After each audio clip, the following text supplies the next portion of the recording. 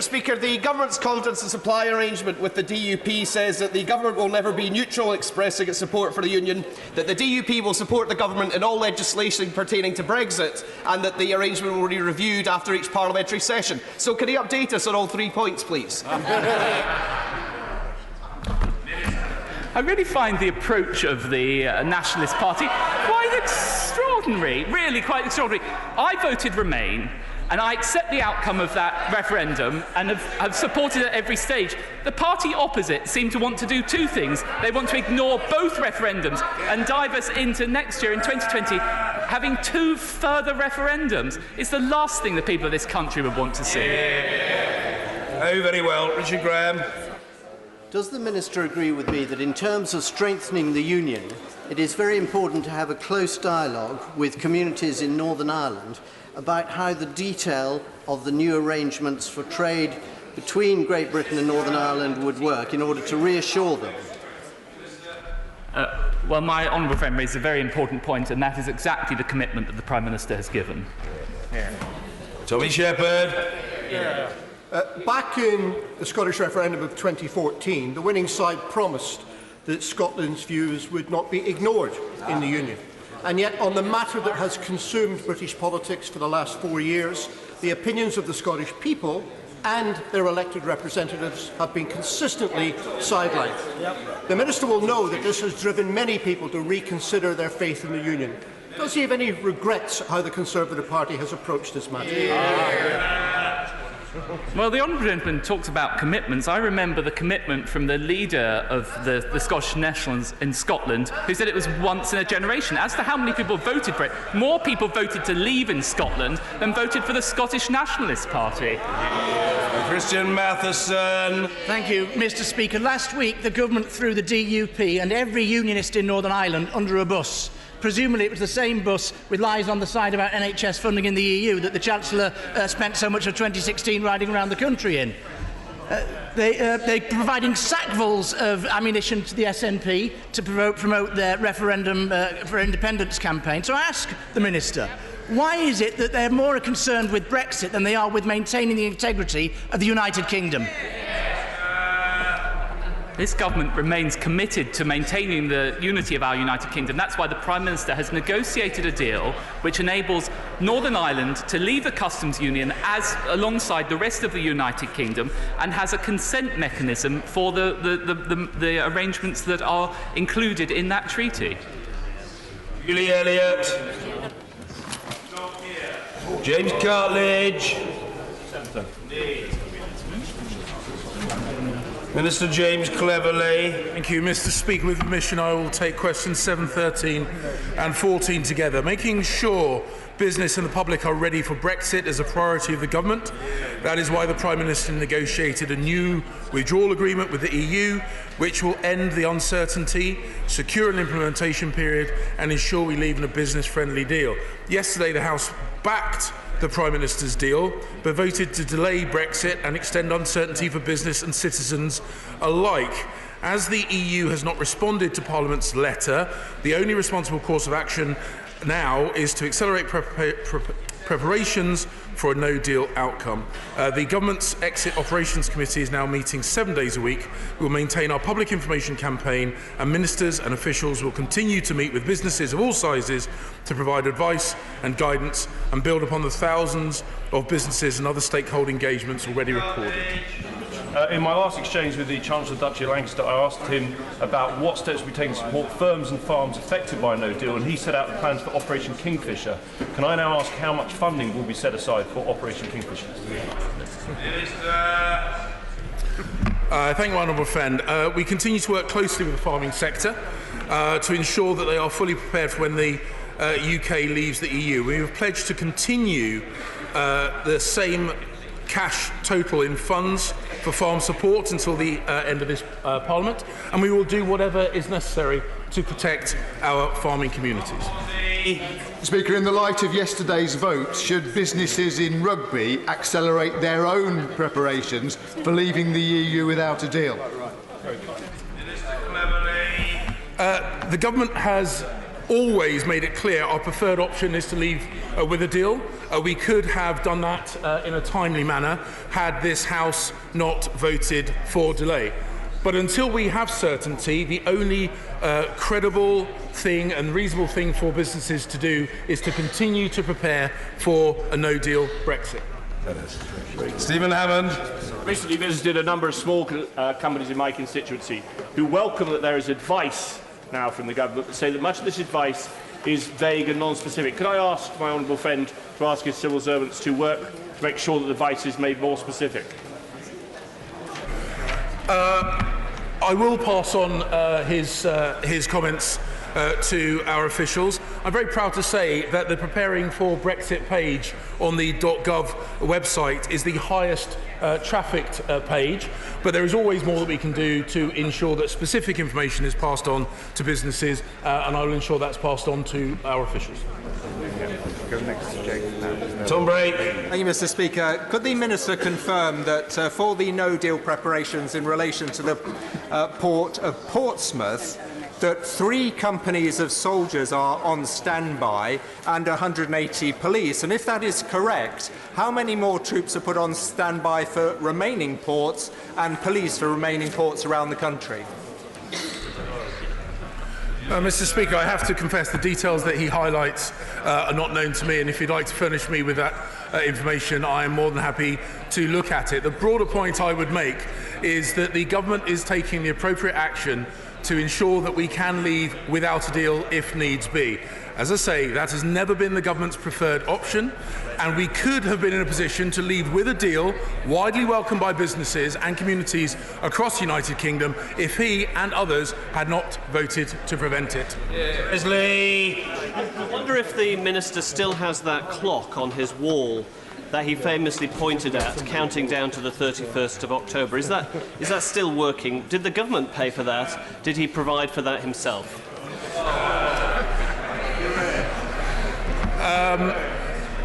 I, of course, don't answer questions from a dispatch box in my capacity as chairman of the Conservative Party, but if you'll indulge me, Mr. Speaker, that clock was not paid for out of public funds.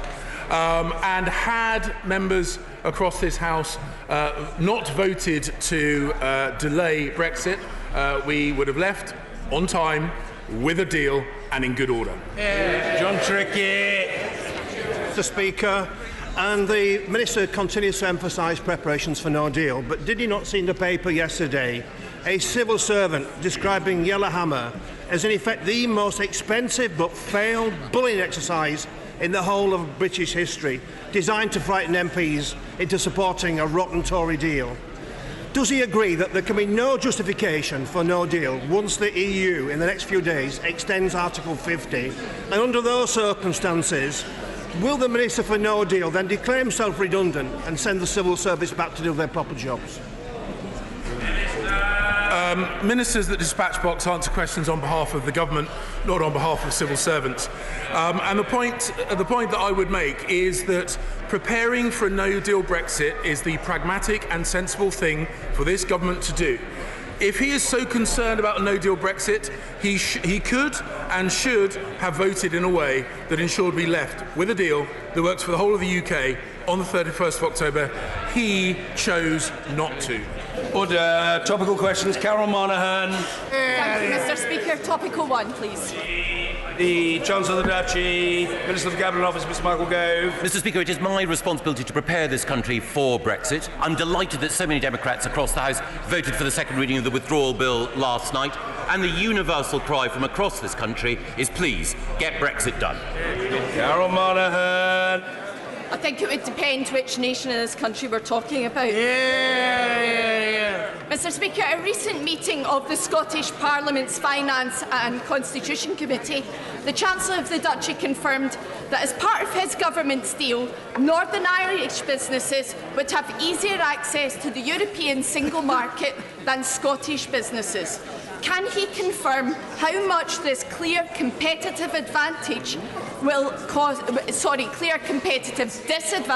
cause Scottish business? Scotland's businesses benefit from being part of our United Kingdom. And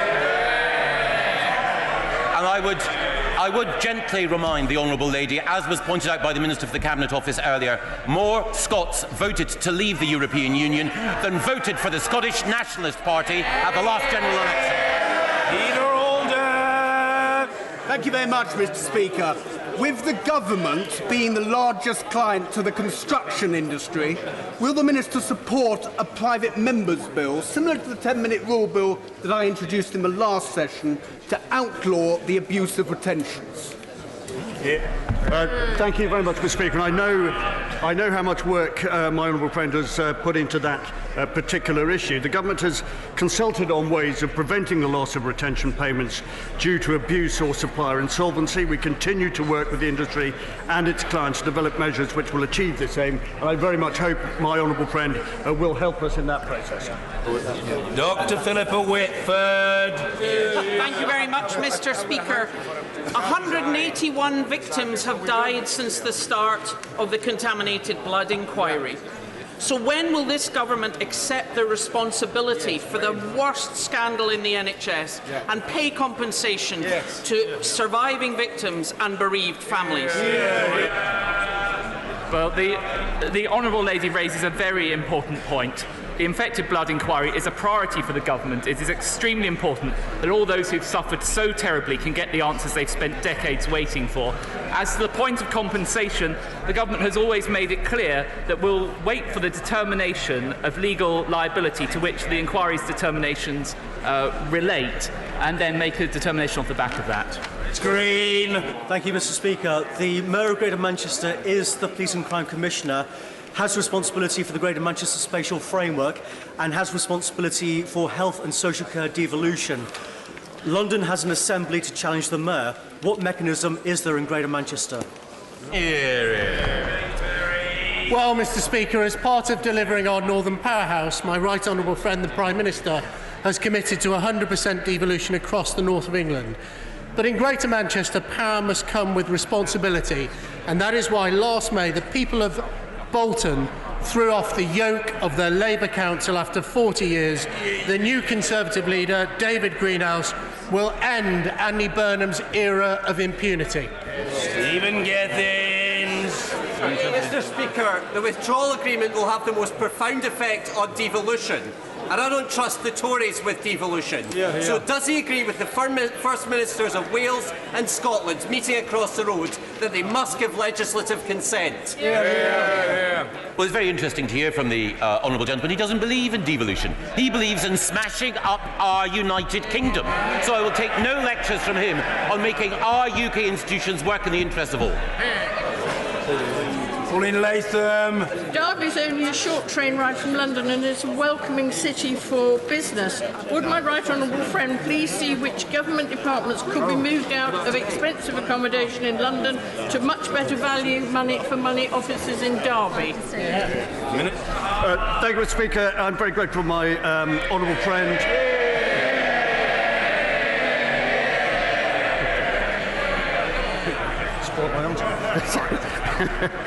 Very grateful to speak my honourable friend's reference to that. We recognise the strength of the East Midlands presents, and we're working with stakeholders from her own local enterprise partnership, D2N2, to explore opportunities for role relocation in this area.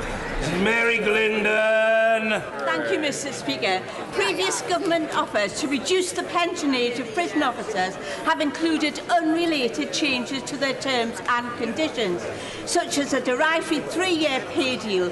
Will the Minister agree to sit round the table with the POA union to negotiate this issue solely on its own? Well, we continue to engage with the Prison Officers Union, but I'd be happy to meet any people who wish to discuss this.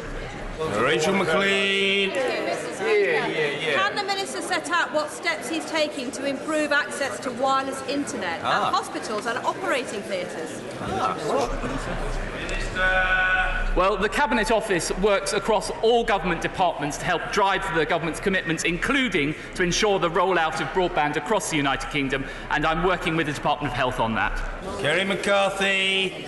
Yellowhammer identified possible food shortages and food price rises that would have a disproportionate impact on vulnerable groups. Can the Minister tell us what work they're doing with schools, hospitals and frontline charities to make sure this isn't an issue? I'm very grateful to the Honourable Lady. I know how seriously she takes these issues, and it is the case that through the EXO Committee we're working with Local Resilience Fora, and indeed we're working with the Department of Education, the Department of Health and Social Care and the Department of Work and Pensions in order to ensure that vulnerable groups are protected come what may. Amber Rudd. Thank you, Mr. Speaker. Existing electoral law seeks to control the spending and supervise the message whenever we go into elections. But does my right honourable friend share my concern that it may not be adequate to control and supervise the advertising and campaigning that takes place on social media, where most of our constituents are more likely to get the message and where it is so important to ensure adequate controls? Hear, hear.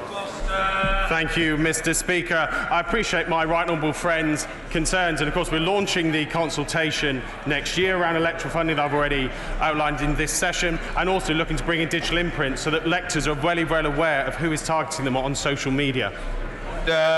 Questions to the Prime Minister. Dr. Rupa Haq. Number 1, please, Mr. Speaker. E. The Prime Minister. Mr. Speaker, the whole House will be shocked by the appalling news that 39 bodies have been discovered in a lorry container in Essex. This is an unimaginable tragedy and truly heartbreaking. I know that the thoughts and prayers of all members are with those who lost their lives and their loved ones. I'm receiving regular updates, and the Home Office will work closely with Essex Police as we establish exactly what has happened, and my honourable friend, my right honourable friend, the Home Secretary, will be making an oral statement immediately after these questions. Mr. Speaker, this morning I had meetings with ministerial colleagues and others. In addition to my duties in this House, I shall have further such meetings later today. Dr. Rupa Haq. Mr. Speaker, can I completely associate myself with the remarks the Prime Minister made about the tragedy in Essex? I don't normally do that, but on this occasion I completely am with him. Good to see the PM at PMQs.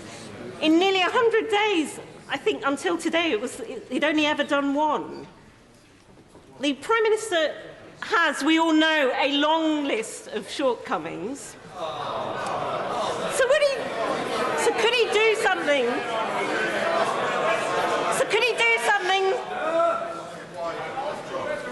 So please, could he do something about one that he does have some control of, and get rid of Dominic Cummings?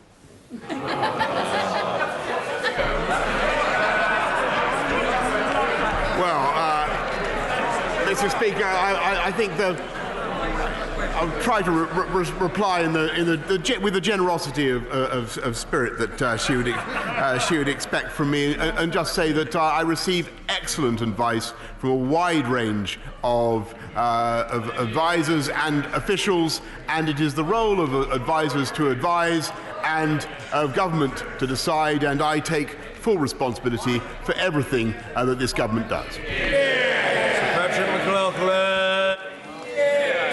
My right honourable friend achieved what many said was impossible and negotiated a new Brexit deal which passed through this House last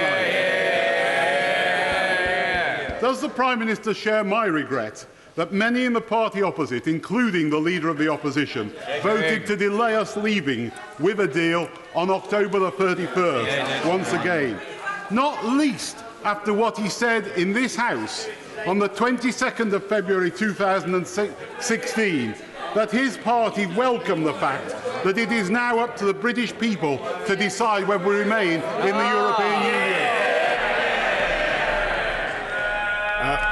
My right honourable friend, as so often, speaks with complete good sense, and I do think it was a remarkable thing that so many members of the House were able to come together last night and approve the second reading of the bill. I think it was a great shame that the House, as it were, willed the end, Mr. Speaker, but not the means. But there is still time for the right honourable gentleman to do that and to explain to the people of this country how he proposes to honour his promise that he made repeatedly and deliver on the will of the people and get Brexit done. Because we have, and perhaps, Mr. Speaker, he will enlighten us now. Jeremy Corbyn. Thank you, Mr. Speaker. I join others who've offered their deep sadness at today's news of 39 people being found dead in a lorry container in Grays. Can we just think for a moment of what it must have been like for those 39 people, obviously in a desperate and dangerous situation, for their lives to end, suffocated to death in a container. This is an unbelievable human tragedy that happened in our country at this time. We obviously need to look at the whole situation and answers to what has happened there. But also, I do pay an enormous tribute to the emergency services who've gone to the scene to deal with it. All of us should just think for a moment what it's like to be a police officer or a firefighter, to open that container and have to remove 39 bodies from it and deal with them in an appropriate and humane way. We should just think for a moment of what inhumanity is done to other human beings at this terrible moment. Yesterday, Mr. Speaker, before the Prime Minister decided to delay his own withdrawal bill, he promised to maintain... Let me finish. Decided to delay his own withdrawal bill.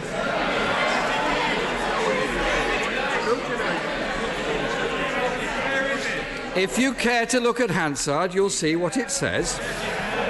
He promised to maintain environmental, consumer and workers' rights. Why then did the Prime Minister have these commitments removed from the legally binding withdrawal agreement? Mr. Speaker, I don't think we could have been clearer yesterday in our commitment to have the highest possible standards for workers' rights, for environmental standards, and indeed, I think one of the things that brought the House together was the knowledge that as we go forward and build our future partnership with the EU, it will always be open to members on all sides of the House to work together to ensure that whatever the EU comes up with, we can match and pass into the law of this country. And that, I think, commanded a lot of support and a lot of assent across the House. And I must say I find it peculiar that he now wants this bill back, because he voted against it last night, and he whipped his entire Labour Party against it. And I think it was a remarkable thing that the House successfully defied his urgings and approved that deal. What I think we would like to hear from him now is his commitment to getting Brexit done. That is what the public want to hear. And I'm afraid, Mr. Speaker, they are worried that all he wants is a second referendum. Jeremy Corbyn. The Prime Minister doesn't answer the question I put to him, which was about environmental, consumer and workers' rights. And I'm not surprised because... I'm not surprised, Mr. Speaker, because he once said employment regulation was backbreaking, and he voted for the 2016 Anti-Trade Union Act, which stripped away employment protections, and the provisions in the bill offer no real protection at all.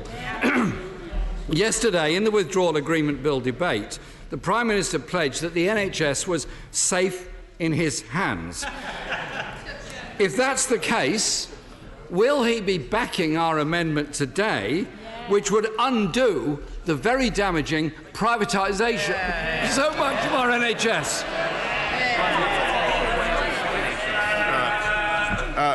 Mr. Speaker, I think I must say he's showing complete ignoratio elenchi, as you'd say, complete failure to study what we actually passed last night in that historic agreement. It is very, very clear that it is open to this House to do better where it chooses on animal welfare standards or on social protection, as indeed this country very often does. We lead the way. We are a groundbreaker. We are a groundbreaker, Mr. Speaker.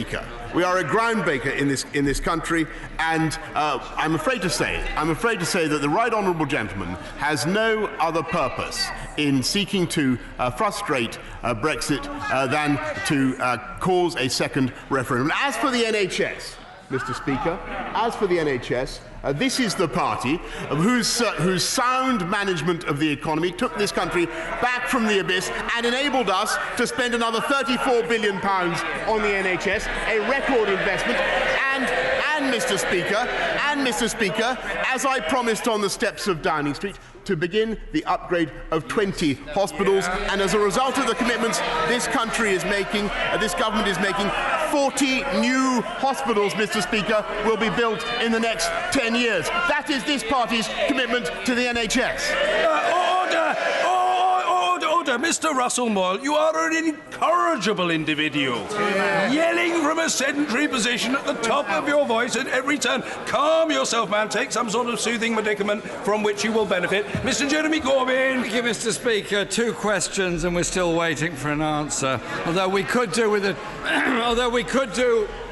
we could do with a translation of the first part of his response. I hate to break it to the Prime Minister, but under his government and that of his predecessor, privatisation has more than doubled to £10 billion in our NHS. There are currently 20 NHS contracts out to tender. And when he's promised 40 hospitals, he then reduced that to 20, and then it turns out that reconfiguration is taking place in just 6 hospitals. And so these numbers keep tumbling down of his unfunded spending commitments that he liberally makes around the country. The Prime Minister continues to say that he will exclude our NHS from being up for grabs in future trade deals. Can he point to which clause in the withdrawal agreement bill secures that? Mr. Speaker, I must say to him that he is completely wrong in what he says about privatisation of the NHS, and I must resist this, because those 40 new hospitals, those 47,000 extra clinical staff, including 17,000 nurses, they weren't paid for out of private funds, Mr. Speaker. They were paid for by the NHS. The reason we're able to pay for them is because this party and this government believes in sound management of the economy, not recklessly putting up corporation tax, not recklessly wrecking the economy in the way that, renationalising companies in the way that he would do. And he asks about the NHS in any future free trade deal, and I understand his visceral dislike of America and his visceral dislike, and I understand his visceral dislike of free trade. Jeremy Corbyn. Now, Mr. Speaker, I actually asked the Prime Minister which clause in the bill protects our NHS, and obviously there's time for him to help us with an answer on that. He should also be aware that there's no public capital allocations made for the funding commitments that he's announced. All he said is there's seed funding. I'm not sure what seed funding is, but it doesn't sound like the commitment that we were seeking, and it sounds awfully like private finance going into the NHS in order to deal with the issues it faces. Mr. Speaker, less than 1 year ago, the Prime Minister said, and I quote, that any regulatory checks and custom controls between Great Britain and Northern Ireland would damage the fabric of the Union. Given that this deal clearly does damage the fabric of the Union, does he still agree with himself? Mr. Speaker, I believe that, and I know that this was raised many times in the House yesterday, I believe that the Union is preserved, and indeed we are able to go forward together as one united kingdom and do free trade deals in a way that would have been impossible under previous deals. This is a great advance for the whole of the UK, and we intend to develop that together with our friends in Northern Ireland. But I must say to the right honourable gentleman, and indeed his colleagues on the front bench, that I think it's a bit rich, Mr. Speaker, to hear from him about his sentimental attachment to the fabric of the union between Great Britain and Northern Ireland, when he has spent most of his political lifetime supporting the IRA and those who would destroy it by violence. Mr. Speaker, the Prime Minister has a habit of not answering any questions that's put to him. Northern Ireland will remain on single market rules within the EU on goods and agricultural products. The rest of the UK will not. As the Honourable Member for East Antrim pointed out yesterday, it does create a very real border down the Irish Sea, something he said in terms to a DUP conference he would never do. And it wasn't that long ago. It may be when he was trying to become the Tory party leader that he said that. The Prime Minister told the House on Saturday there would be no checks on goods moving between Northern Ireland and Great Britain. Yet yesterday, the Brexit Secretary confirmed to the Lords European Union Committee that Northern Irish businesses sending goods to Britain would have to complete export declaration forms. Is the Prime Minister right on this, or is the Brexit Secretary right on this? They can't both be right. Mr. Speaker, let's be absolutely clear that the United Kingdom is preserved whole and entire by these arrangements, and indeed the whole of the UK will be allowed to come out of the European Union Customs Union so that we can do free trade deals together. There will be no checks between Northern Ireland and GB, and there will be no tariffs. There will be no tariffs between Northern Ireland and there will be no tariffs between Northern Ireland and GB, because we have protected the customs union. And I may say, Mr. Speaker, this lachrymose defence of the union, as I say, comes a little ill from somebody who not only campaigned to break up the union between Great Britain and Northern Ireland by his support of the IRA, but who also, Mr. Speaker, wants to spend the whole of the next year in a referendum not just on the EU, but another referendum on Scotland, Mr. Speaker. That's what he wants. This is a threat to our United Kingdom on the Labour front bench. Mr. Speaker, I really do wonder if the Prime Minister has read Clause 21 of his own bill. The Good Friday Agreement was one of the greatest achievements of this House, led by a Labour government at that time. Mr. Speaker, the Prime Minister unlawfully prorogued Parliament. He said he would refuse to comply with the law. He threw Northern Ireland under a bus. He ripped up protections for workers' rights and environmental standards, lost every vote along the way, and tried to prevent genuine democratic scrutiny and debate. He once said the whole withdrawal bill, as signed by the previous Prime Minister, is a terrible treaty. And yet this deal is even worse than that. Even if he's not that familiar with it, does the Prime Minister accept that Parliament should have the necessary time to improve on this worse than terrible treaty? Mr. Speaker, it is this government and this party that delivers on the mandate of the people. And I listened carefully to what the right honourable gentleman just said, but he said it before, Mr. Speaker. They said that we couldn't open the withdrawal agreement, and we did. They said we couldn't get rid of the backstop, and we did. They said we couldn't get a new deal, Mr. Speaker, and we did. And then they said that we'd never get it through Parliament. And they did their utmost, didn't they? They did their utmost to stop it going through Parliament. And we got it through Parliament last night, Mr. Speaker. And this is the party and this is the government. This is the party and this is the government that delivers on its promises. We said we would put 20,000 more police officers on the streets of this country, and we are. We said we'd upgrade 20 hospitals, and we are. We said we'd uplift education funding around the whole country, and even more than that, Mr. Speaker, we are increasing the minimum wage, increasing the living wage by the biggest amount since its inception. This is the party, Mr. Speaker, that delivers on Brexit and delivers on the priorities of the British people. Order. There will be more of that, colleagues can be entirely assured. Closed question, Martin Vickers. Number 6, Mr. Speaker. Well done.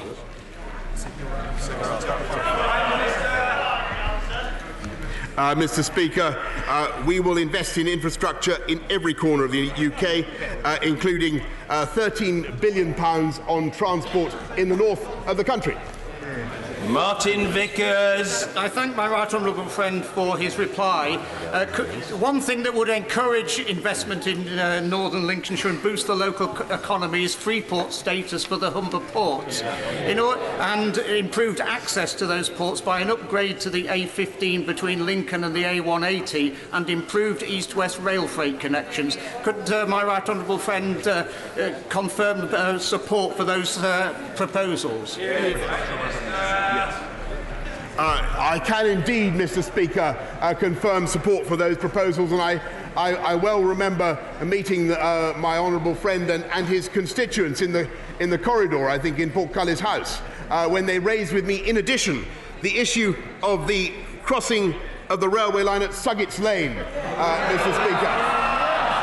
And I wish to assure my honourable friend that Suggett's Lane is never far from my thoughts, and I have undertakings from the Department of Transport that they will seek to find a solution, a safe means for pedestrians to cross the railway line at Suggett's Lane, in addition to the other pledges I've made to him today. Ian Blackford. Thank you, Mr. Speaker. The loss of life that we've learned about this morning in Essex, 39 people that have been taken from this earth, should distress us all. And the fact that this should happen in the United Kingdom, we need to dwell on. That people put themselves in such situation in the search of a better life. And we must not just brush this off as an incident. We have to learn the lessons as to why this has happened. Our thoughts and prayers must be with everyone. And those from the emergency services that have had to avail themselves of this most shocking sight this morning. We must not just have warm words today, and that's the end of it. As a humanity, we must learn from this terrible, terrible tragedy.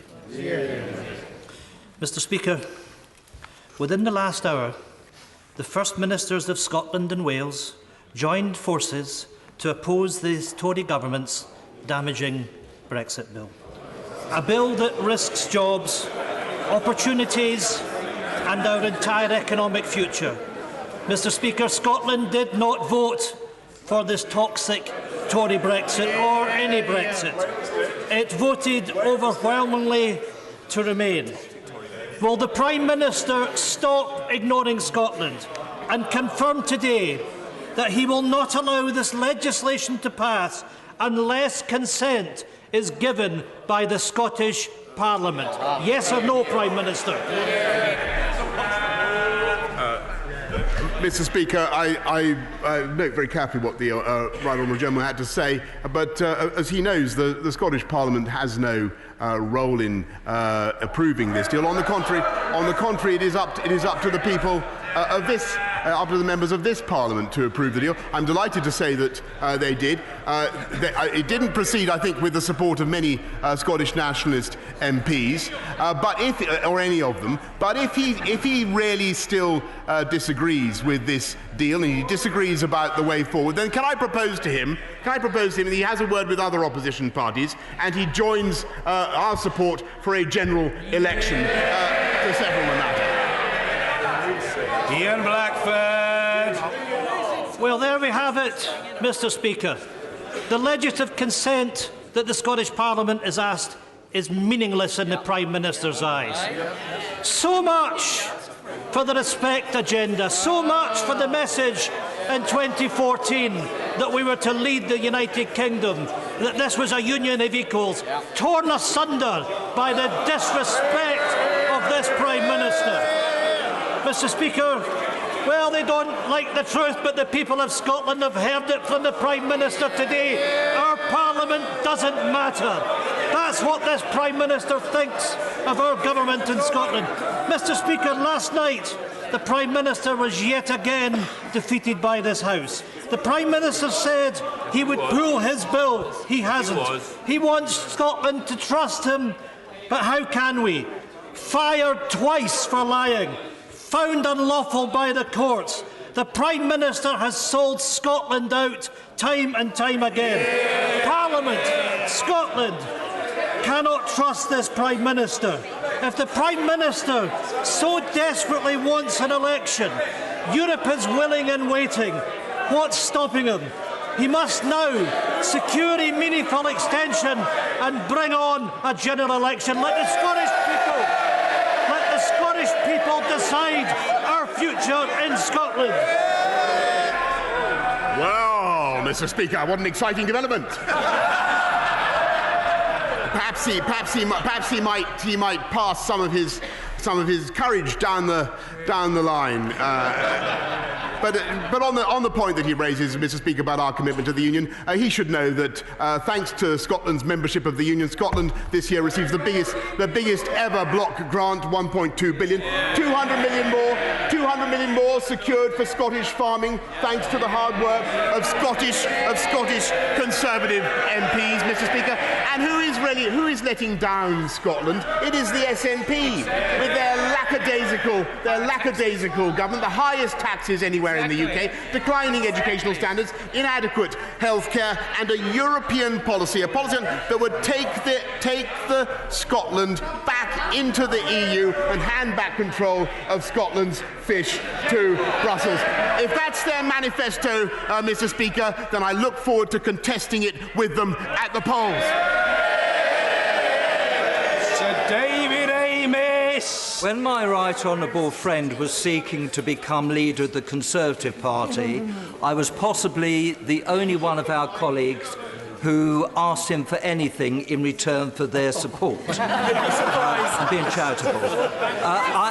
I asked him for three things. One, that he would get Brexit done. Two, that he would make me a duke because my wife fancies becoming a duchess. And finally, something that the leader of the opposition certainly agrees with me, that Southend becomes a city. When will these things happen? Well, Mr. Speaker, I'm very grateful to my right honourable friend, and grateful to him, by the way, for his support, I may say. But I can say to him that our policy remains unchanged, that we should leave the EU on October the 31st, at the end of this month. We will leave the EU on October the 31st. If we can make that, if our honourable members opposite will comply, and that is what I will say to the EU, and I will report back to the House in due course. On my honourable friend's other two requests of a dukedom, a duchess and a city, can I undertake, Mr. Speaker, through your order, to report back to the House on the progress that we're making. Mr. Barry Shearman.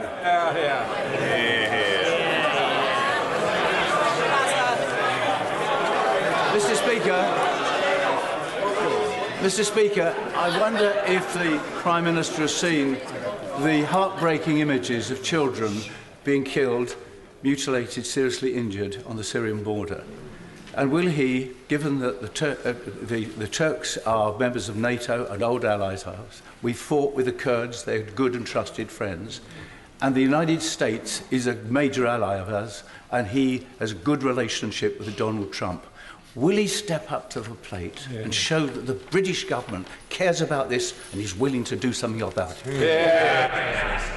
Well, I thank the right honourable gentleman, and he's absolutely right to raise this issue. And if I may say so, it is an appalling state of affairs, and the House will be aware of what is happening in northern Syria. This is something that the British government has actively deplored, and I have spoken to President Erdogan twice now, I think, both last weekend and this most recent weekend, on the matter, and urged him to cease fire, urged for a standstill, and everybody, I think, in the House shares the right honourable gentleman's feelings about the loss of civilian life.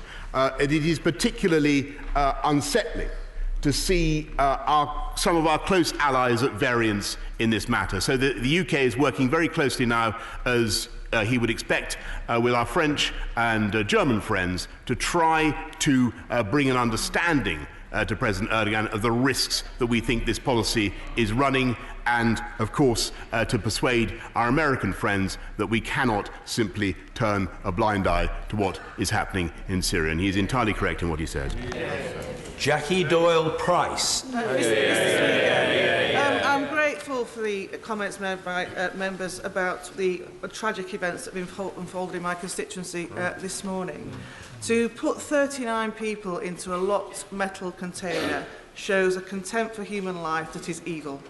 And the best thing we can do in memory of those victims is to find the perpetrators and bring them to justice. But would my right honourable friend join me in paying tribute to all those who attended the scene this morning that showed incredible leadership and professionalism? And let's remember, the scenes they witnessed will stay with them forever. Prime Minister. I entirely agree with what my honourable friend has said, and indeed what other colleagues already in this chamber have said today. It is hard to put ourselves in the shoes of those emergency services, as the right honourable gentleman opposite said, as they were asked to open that container and to expose the appalling crime that had taken place. And I must say, I do share her strong desire now that the perpetrators of that crime, and indeed all those who engage in similar activity, because we know that this trade is going on, all such traders in human beings should be hunted down and brought to justice. Brendan O'Hara. Mr. Speaker, in a dispute, diametrically opposing outcomes cannot be equally beneficial for both sides. So if the Prime Minister's great deal is so good for Northern Ireland seafood producers, allowing them access to the single market and the customs union, how would he describe his deal for the shellfish producers of my Argyll and Bute constituency, who fish in the same waters for exactly the same catch, but do not have access to the single market and the customs union? One has a great deal. What does the other one have? Mr. Speaker, that I can tell that the honourable gentleman that, of course, the fishing communities of Scotland have a fantastic opportunity by the end of next year to take back control of their entire coastal waters, all 200 miles, and to manage their fisheries in the interests of Scotland, and thereby to drive, if I may say so, an even better deal for even better access to European markets. And that is an opportunity that will be wantonly thrown away, Mr. Speaker, by the abject, servile policy of the SNP, who would hand back control of Scottish fishing to Brussels. Mr. Kenneth Clark. Mr. Speaker, yesterday my right honourable friend achieved the first landmark of his premiership by getting this House to vote by a comfortable majority in favour of Brexit.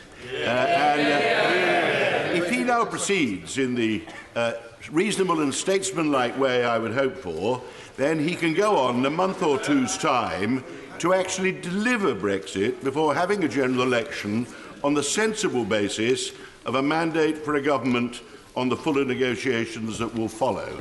So will my right honourable friend firstly get over his disappointment and accept that October the 31st is now Halloween, it is devoid of any symbolic or political content and will fade away into historical memory very rapidly. So will he, having reflected, let us know that he's about to table a reasonable timetable motion so that this House can complete the task of finalising the details of the withdrawal bill so we can move on a basis which might begin to reunite the nation once again for the future.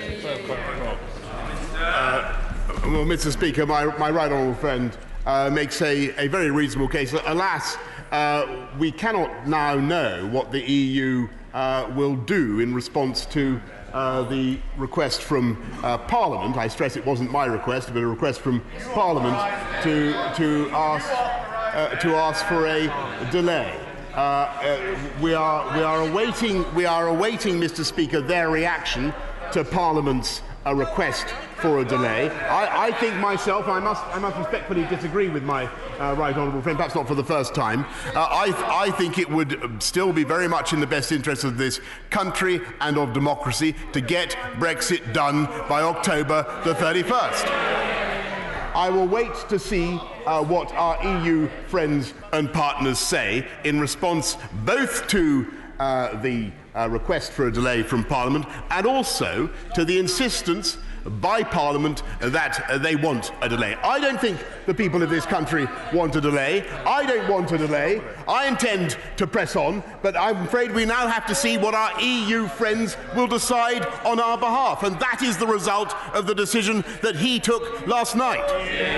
Jonathan Reynolds. Thank you, Mr. Speaker. The National Farmers Union reported this week that 16 million apples have rotted away because the immigrant workers that normally pick those for the country have chosen not to come. Now, immigration was clearly a big part of the EU referendum, and the Prime Minister has promised a points-based system, but that isn't going to allow for people coming here to pick fruit. So what does the Prime Minister intend to do to stop the scandal of British food rotting away in the fields? Well, Mr. Speaker, to the best of my knowledge, there are more EU nationals living and working in this country than ever before, and that's in many ways a great thing. But we have, as he knows, the EU settlement scheme, national settlement scheme, to encourage people to come forward and register if they are in any doubt about their status. But also, we will be bringing forward an Australian-style points-based immigration system to make sure that all sectors have access to the labour they need. Penny Mordaunt. Speaker, can I congratulate the Prime Minister on achieving so many things that the establishment said were impossible? In light of that, could I ask him to instruct the Cabinet Office to examine how we can bring an end to male primogeniture and the ridiculous rules in the honours system which value women less than men, hopefully before he makes good on his undertakings to my honourable friend, the member for Southend-on-Sea? Mr. Speaker, speaking as the oldest son who's never seen any particular benefits from that, I understand completely what she says. I will reflect on her request, and I think she speaks for many people around the country in wishing to see fairness and equality in the way we do these things. Ronnie Cowan. Thank you, Mr. Speaker. There are families across the United Kingdom that have children suffering from epilepsy. Many have found that medical cannabis is a great help, but they've been driven to either act unlawfully or paid huge sums of money to gain access to medical cannabis. The Secretary of State for Health stated on the 19th of March that in several months' time it will be made available. Endor Payne wrote to the Prime Minister on the 19th of September and is still to receive an answer.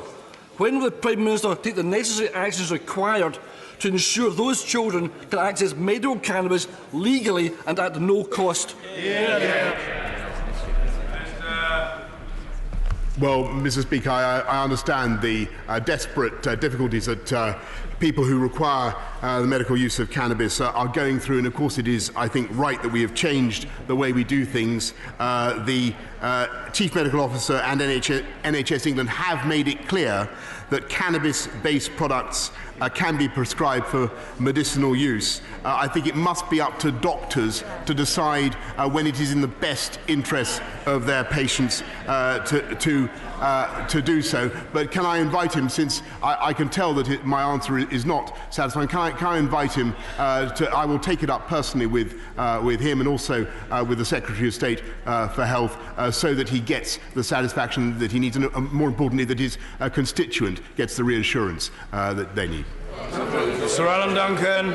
Mr. Speaker, when a high-profile person has been wrongly accused of a sexual crime and has had his livelihood and reputation destroyed, following which the police, it seems, would rather fight him in court than compensate him, might the Prime Minister consider making it clear to the police that it's their duty to address injustice rather than create and perpetuate it, and that they should pay compensation rather than waste taxpayers' money on malicious litigation designed to avoid doing so?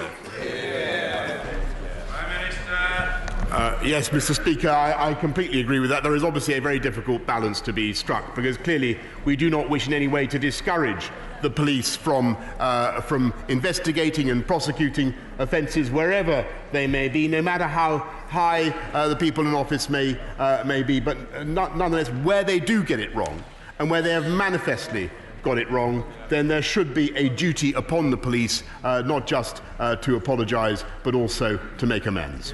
Jim Cunningham. Thank you very much, Mr. Speaker. When is the Prime Minister going to sort out the difference between the BBC and the government in relation to his manifesto commitment in the last general election to implement free television licences for the over 75? When is something going to be done about it?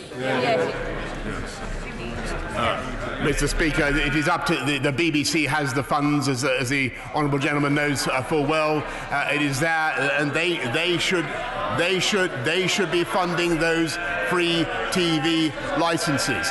And we continue to make that argument very vigorously with the BBC. And believe me, he asked me to put the screws on the BBC. We certainly will. Lucy Allen. Mr. Speaker, Telford needs its A&E and its Women and Children's Centre. It's a town that will have a population of 200,000 people within the next 10 years. A new town, a former mining town, with pockets of deprivation and poor health outcomes. And while funding is being pumped into the affluent county town of Shrewsbury, some 20 miles away, Telford is losing vital services. Will my right honourable friend reverse the decision of the Health Secretary to approve this plan, and will he urge him to listen to the needs and concerns of my constituents and the representatives of the local area? Mr. Speaker, my honourable friend is a battler for the people of Telford, as I've seen myself, and she does a great deal of good work for them. I can tell her that as a first step, my honourable friend, the Health Secretary, has called on the A&E at the Princess Royal Hospital to stay open as an A&E local, but has asked for the NHS to come forward with further proposals for better health care in Telford. But I will certainly be taking up her further points with him. Elmore. Thank you, Mr. Speaker. The elderly and the vulnerable are more at risk from scamming than ever before, and Age UK has highlighted just this week that when the government's decision to scrap free TV licences for the over 75s will now put them at further risk of scamming, because they're now expecting fraudsters to go door to door collecting the licence fee once the government's decision has been implemented. Can the Prime Minister please prioritise the economic crime that scamming is, give the police the funding they need to investigate and prosecute these crimes, and reverse his decision to scrap the TV licences for over 75s? Mr. Speaker, I must correct him on what he's just said about our decision. It is the BBC. No, on the contrary. And I was very clear. No, come on. I really think, honourable ladies and gentlemen, they should be clear about what's happening. It is up to the BBC to fund these licences. But on his point about scamming, I think he's being reasonable, and we will ensure that we do give people the protection and the security they need, not least through another 20,000 police officers on the streets of our country. Order. Given this widespread sadness that the very popular and respected member for Watford will be standing down at the next general election, it gives me great pleasure to call Mr. Richard Harrington. Thank you, Mr. Speaker, and it gives me great pleasure to be called, because as you have pointed out, this unfortunately may be my penultimate Prime Minister's questions, will unfortunately be your penultimate Prime Minister's questions, but I hope it will not be my right honourable friend the Prime Minister's. I would like to ask my right honourable friend the Prime Minister if he's aware that for many people, many members like myself who voted for his bill last night but voted against the programme motion, we would be delighted to accept a reasonable compromise for the proper scrutiny of this bill, and this was not a vote for revocation in disguise. Well, Mr. Speaker, I can I just thank my right honourable friend for his support, and I thought he was going to ask about the hospital in Watford, Mr. Speaker, which I'm delighted to say is going to be rebuilt along with many others across the country. And I congratulated him as a Conservative member then, and delighted that he's on all the work he's done for Watford. On the bill. Mr. Speaker. I'm delighted that the House voted in favour of the bill. Unfortunately, as I say, they willed the end but not the means. The House of Commons has alas voted to delay Brexit again. We now must see what the EU says about that request for a delay, and I'll be studying their answer very closely to see how we proceed, Mr. Speaker. From West. Thank you, Mr. Speaker. Last Saturday, the Haringey Football Club players experienced racist slurs, were spat upon, and experienced the most disgusting behaviour during a grassroots football match. Will the Prime Minister congratulate the manager, Tom Lloyd-Zoo, for taking the players off, which is a very courageous decision? And can he explain to the House why bigotry has currently been emboldened under the current government?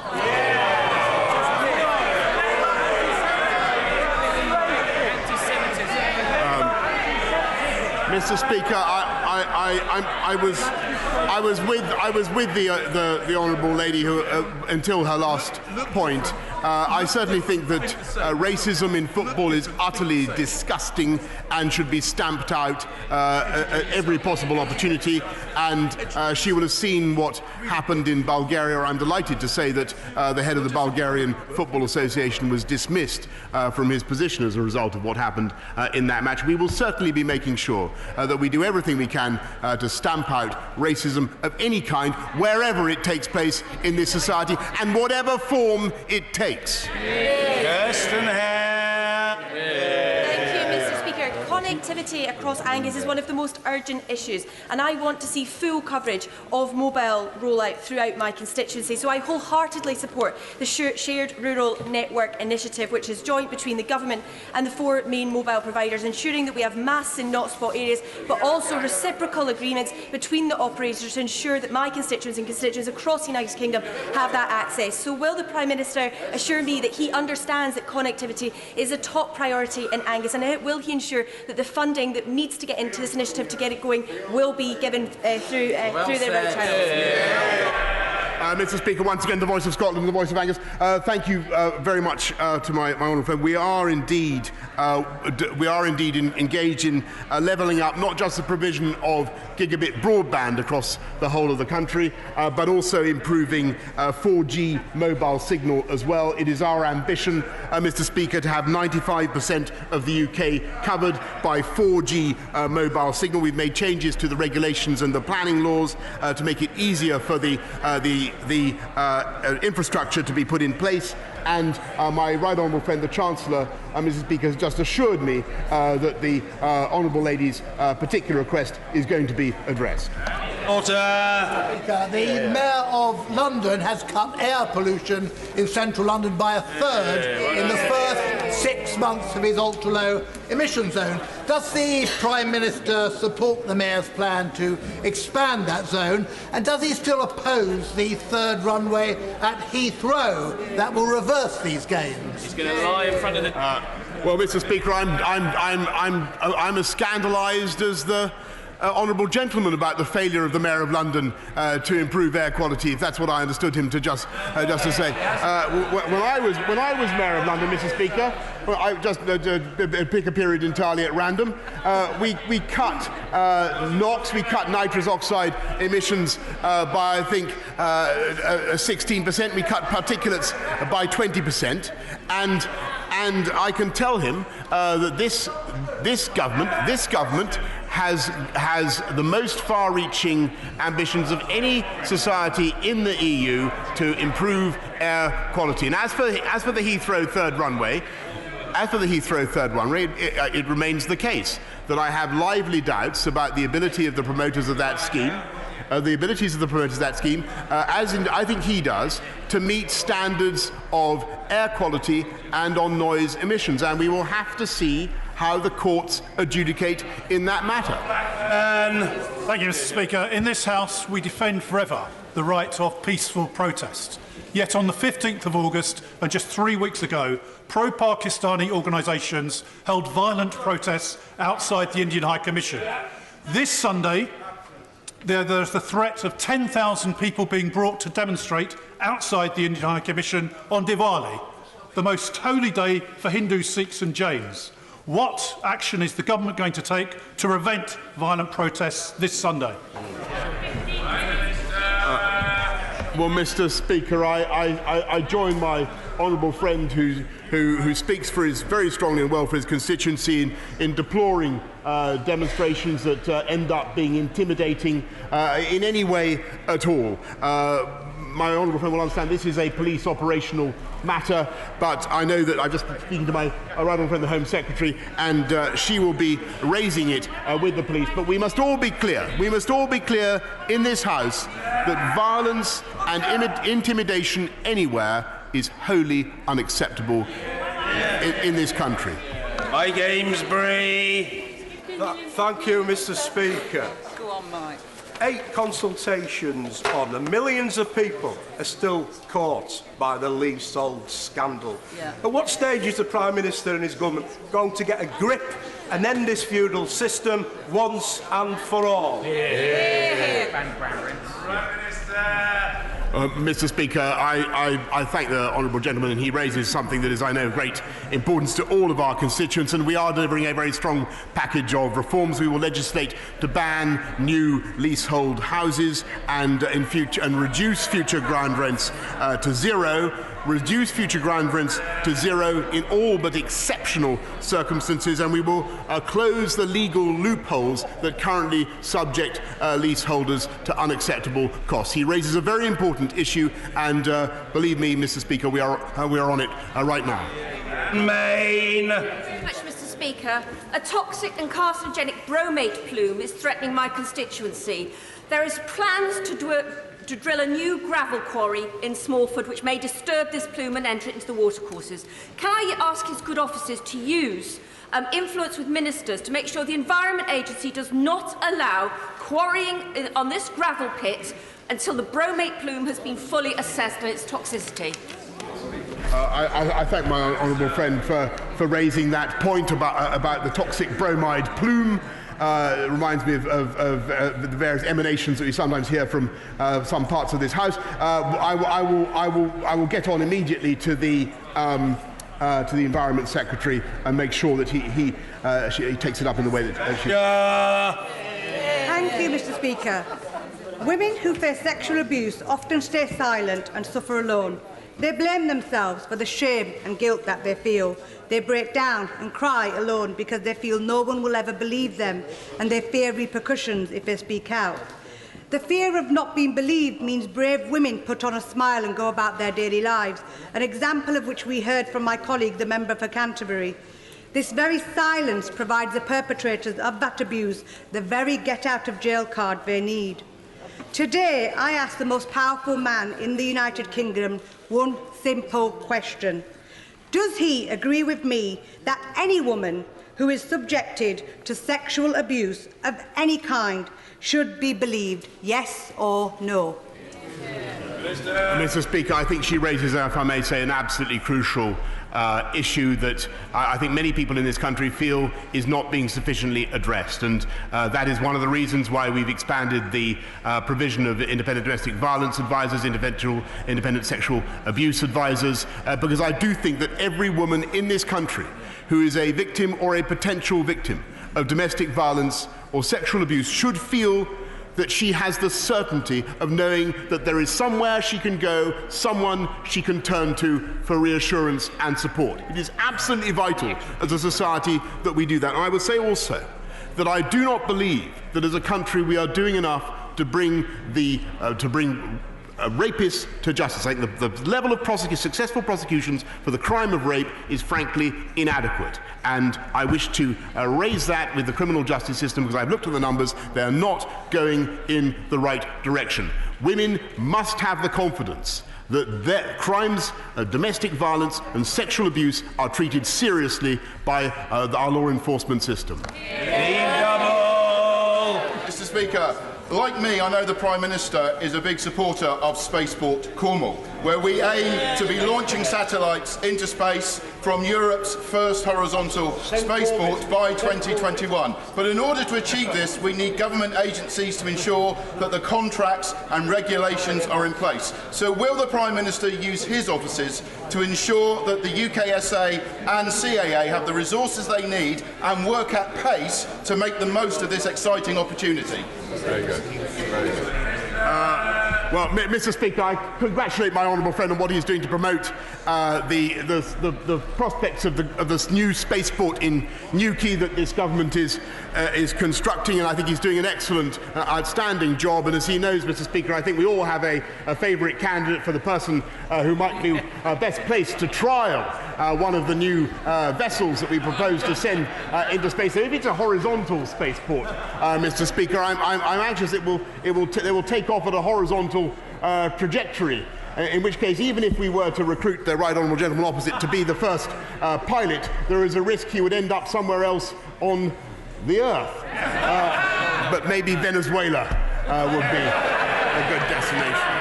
Stuart Housie. Thank you, Mr. Speaker. I am in favour of the EU single market. Hear, hear. I would vote for the EU single market. Did you hear that? Indeed, if the European Union didn't exist, we'd probably have to invent it.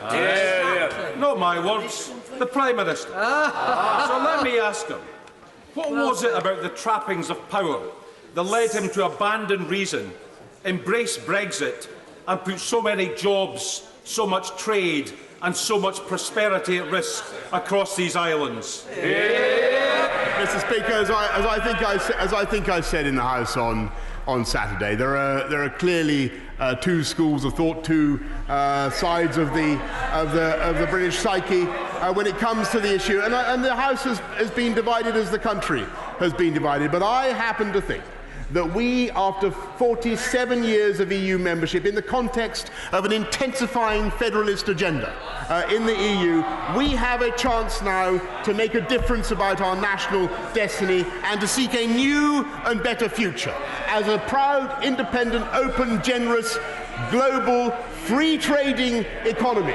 That is what we can do, Mr. Speaker. That is the opportunity that this country has, and I hope very much that he will support it and help us to deliver Brexit, deliver on the mandate of the people, and get it done by October the 31st. Douglas Ross. Mr. Speaker, last week saw the damaging US tariffs applied to many iconic Murray products such as single malt Scotch whisky and shortbread. These industries had nothing to do with the dispute between the US and the EU, so what is the government and the Prime Minister doing to try and get these tariffs removed as quickly as possible? Well, Mr. Speaker, my honourable friend campaigns valiantly on this issue. He's absolutely right, and both I and my right honourable friend, the Chancellor, have raised this matter personally with our counterparts in the United States. It is a rank injustice that Scottish whisky is being penalised in the way that it is, and we hope that those tariffs will be withdrawn as soon as possible. But it has been raised repeatedly at the highest level. Finally, Jo Swinson. Thank you, Mr. Speaker. And I would like to associate myself and my colleagues from these benches with the remarks that have been made earlier about the horrific deaths of 39 people in Essex. Mr. Speaker, it is good manners to say thank you when our friends help us out. So would the Prime Minister like to express his gratitude to the 19 Labour MPs who voted for his deal last night, and to the Leader of the Opposition for meeting with him this morning to help push through his bad Brexit deal? Well, Mr. Speaker, I'm grateful to the honourable lady for giving me that opportunity, and I do indeed express my gratitude. I think I did last night, and I'm happy to repeat again today, for the avoidance of doubt, to all members of the House who have so far joined the movement to get Brexit done and deliver on the mandate of the people. I don't think I can yet count her in that number. Perhaps I could ask her in return to cease her missions to Brussels, where she is, to the best of my knowledge, been asking for them not to give us a deal. I think that was a mistake. that was a mistake. They have given us an excellent deal, and I hope very much, in the cross-party spirit that she supports, that she will endorse that deal. Order. No, I say to the honourable gentleman in all courtesy that points of order come later. I'm playing for time as members beetle out of the chamber before I call the Home Secretary. So I merely note en passant that there is a distinguished orthodontist observing our proceedings today, accompanied by his splendid wife. Very warm welcome to the House of Commons. Very good to see you. And momentarily, when members have completed their beetling out of the chamber quickly and quietly, we will be able to proceed with the statement by the Secretary of State for the Home Department. Statement, the Secretary of State for the Home Department, Secretary Priti Patel. Thank you, Mr. Speaker. Following the tragic discovery of 39 bodies in a shipping container in Essex this morning, I want to take this opportunity to update the House on the facts that are available so far. At 1:40 a.m. this morning, Essex Police were alerted to an incident at the Waterglade Industrial Park, Eastern Avenue, Grays. At the scene, Essex Police discovered a lorry container with 39 bodies inside. Early indications suggest that 38 of those found were adults and one teenager. From what police have been able to ascertain so far, is that the vehicle is believed to be from Bulgaria and entered the country at Holyhead, North Wales, one of the main port or ferries from Ireland, on the 19th of October. Essex Police, Mr. Speaker, have now launched a murder investigation. A 25-year-old man from Northern Ireland has been arrested on suspicion of murder. He remains in police custody as inquiries will now continue. I think the whole House will agree that this is a truly shocking incident. My thoughts and all thoughts and condolences are with the victims and their loved ones at this utterly terrible time. And I'm sure the whole House will also convey their condolences at this sad time. While the nationalities of the victims are not yet known, I have asked my officials to work closely with the investigation, providing all assistance we can in these horrific circumstances. This is on top of the joint working that's taking place already between the police, border force, immigration enforcement, the National Crime Agency and other law enforcement agencies to ascertain exactly how this incident occurred. Day in, day out, they work tirelessly to secure our borders against a wide range of threats, including people trafficking, and we will continue to work with international partners to keep people safe. Mr. Speaker, this is a tragic loss of life, and I and every one of my team will continue to update the House as more facts on this dreadful incident become known. Well done. Diane Abbott. Thank you, Mr. Speaker. I'd like to thank the Home Secretary for early sight of her statement. Any death under these circumstances is truly appalling. The fact there have been 39 reported deaths in this incident is a terrible tragedy, one of the worst of its kind. And each of the 39 will have partners, family and friends who perhaps even now don't know how their loved one died and the horrible circumstances. So I'm sure I speak for the whole House when I say that our thoughts, prayers and wishes go out to the bereaved and all the loved ones of the victims.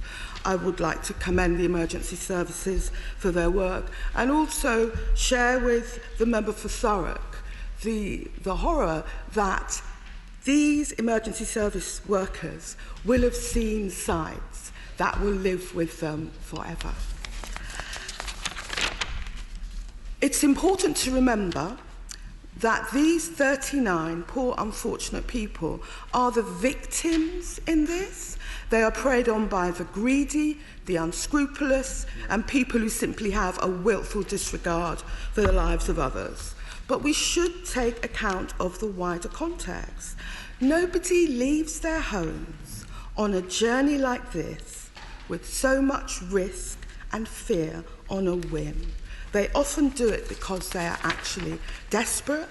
They can be the victims of economic privation, of war, famine, catastrophic climate change. There are many adverse conditions that people are fleeing from, but we shouldn't lose sight of the fact that these people are victims. I would also like an assurance from the Home Secretary that the cooperation with the EU27 on people trafficking, which is vital to make sure that these events don't happen in the future, that it will not actually become harder or imperiled because we're actually leaving the EU. I think it's important as well to raise the general conditions of refugees and asylum seekers. On this side of the House, we've long argued the government should establish safe and legal routes for genuine refugees to make their way here. If they do not, I fear there may be further tragedies like this. When one thinks about the events of this incident, when one thinks about how these people died, how terrifying their death must be, we should always remember when we're talking about migration, refugees and asylum, these people are people, and there is an obligation on us to make sure that where these people are moving legally, we do provide safe and legal routes. Secretary.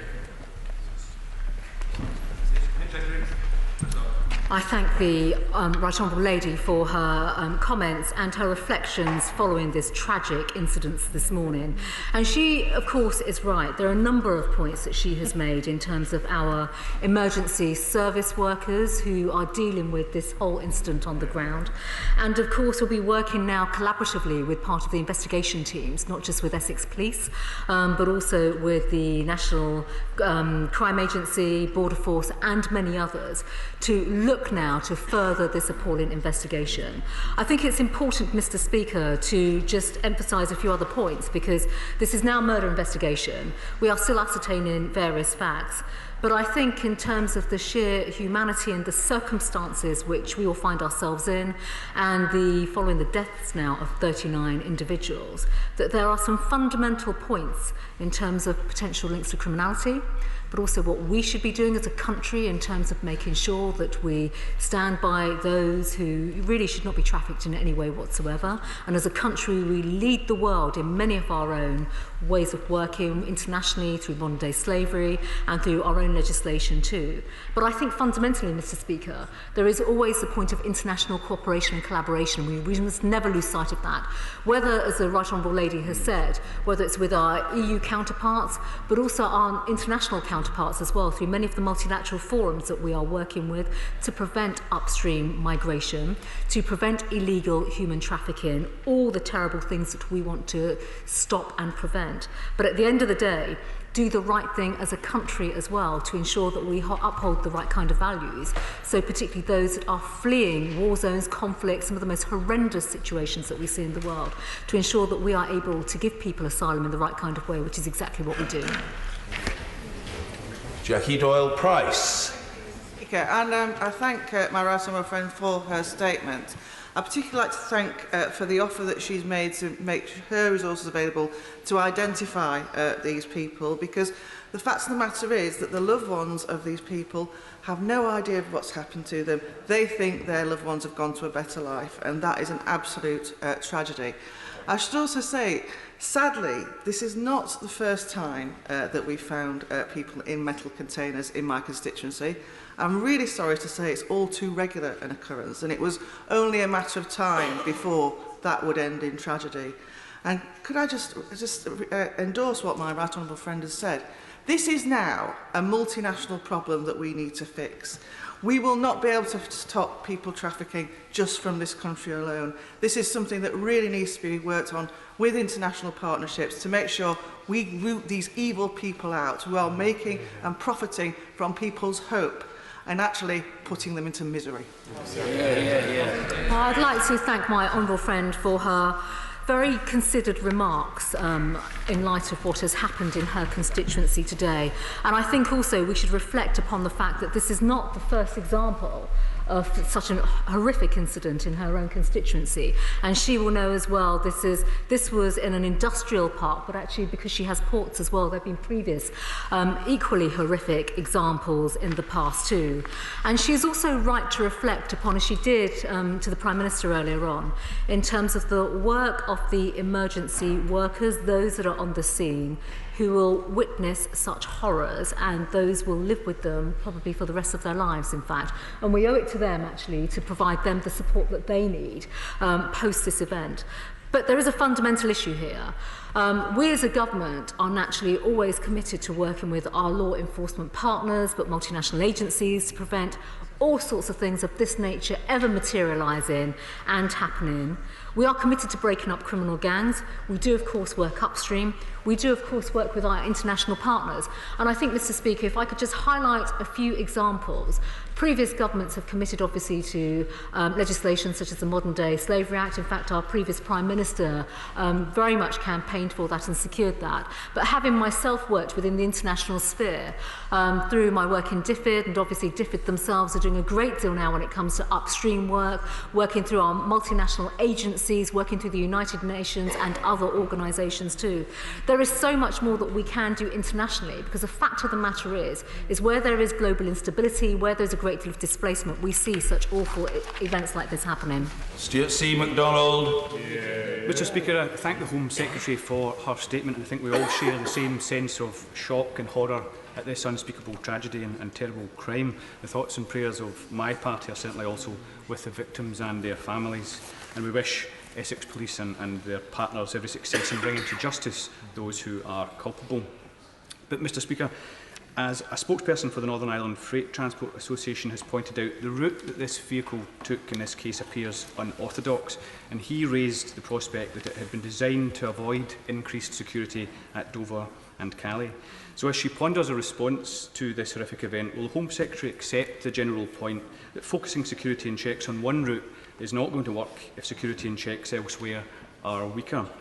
And most importantly of all, will she accept that a sole focus, an obsession almost on border securitisation, will never stop desperate people using desperate means and routes to try to get here? In fact, such a focus simply means desperate people taking even more desperate and dangerous routes. And finally, will she accept that it's crucial that we are also generous in responding to this tragedy in the way that we provide safe legal routes for those with strong connections and ties to the UK, the very people who are most likely to risk their lives? Will she accept that there is much more this country can do to provide such safe legal routes through schemes like Dublin, family reunion, relocation and resettlement? Well, I thank the Honourable Gentleman for his remarks and the questions that he's posed too. I'm sure he will recognise, as will the whole House, that obviously the United Kingdom is very proud of its record when it comes to a lot of the work on national resettlement schemes. And clearly he's alluded to principles such as Dublin as well, where we do support resettlement. And that is absolutely the right principles that we as a nation stand by. And nobody would doubt that or question that at all. I think when it comes to obviously the route through which the potential lorry came through, and specific to his remarks as well, I think it is important, Mr. Speaker, to reflect upon the fact that, you know, across all avenues, all entries through our ports and airports, in fact, obviously the UK operates intelligence-led controls. We have Border Force, obviously doing checks at every single level. But the fundamental principle here that we cannot ignore is the fact of the matter is we are dealing with those that are using people for the most appalling purposes. And what we have seen today and what we are witnessing is one of the most horrendous crimes against humanity and crimes against individuals. And that's why I think as we don't know the full facts, we don't have the full details behind what is going on, we must give the police and other agencies the space to investigate what has happened, and then obviously look at what more we can do to prevent incidents like this from happening again. Damien Green.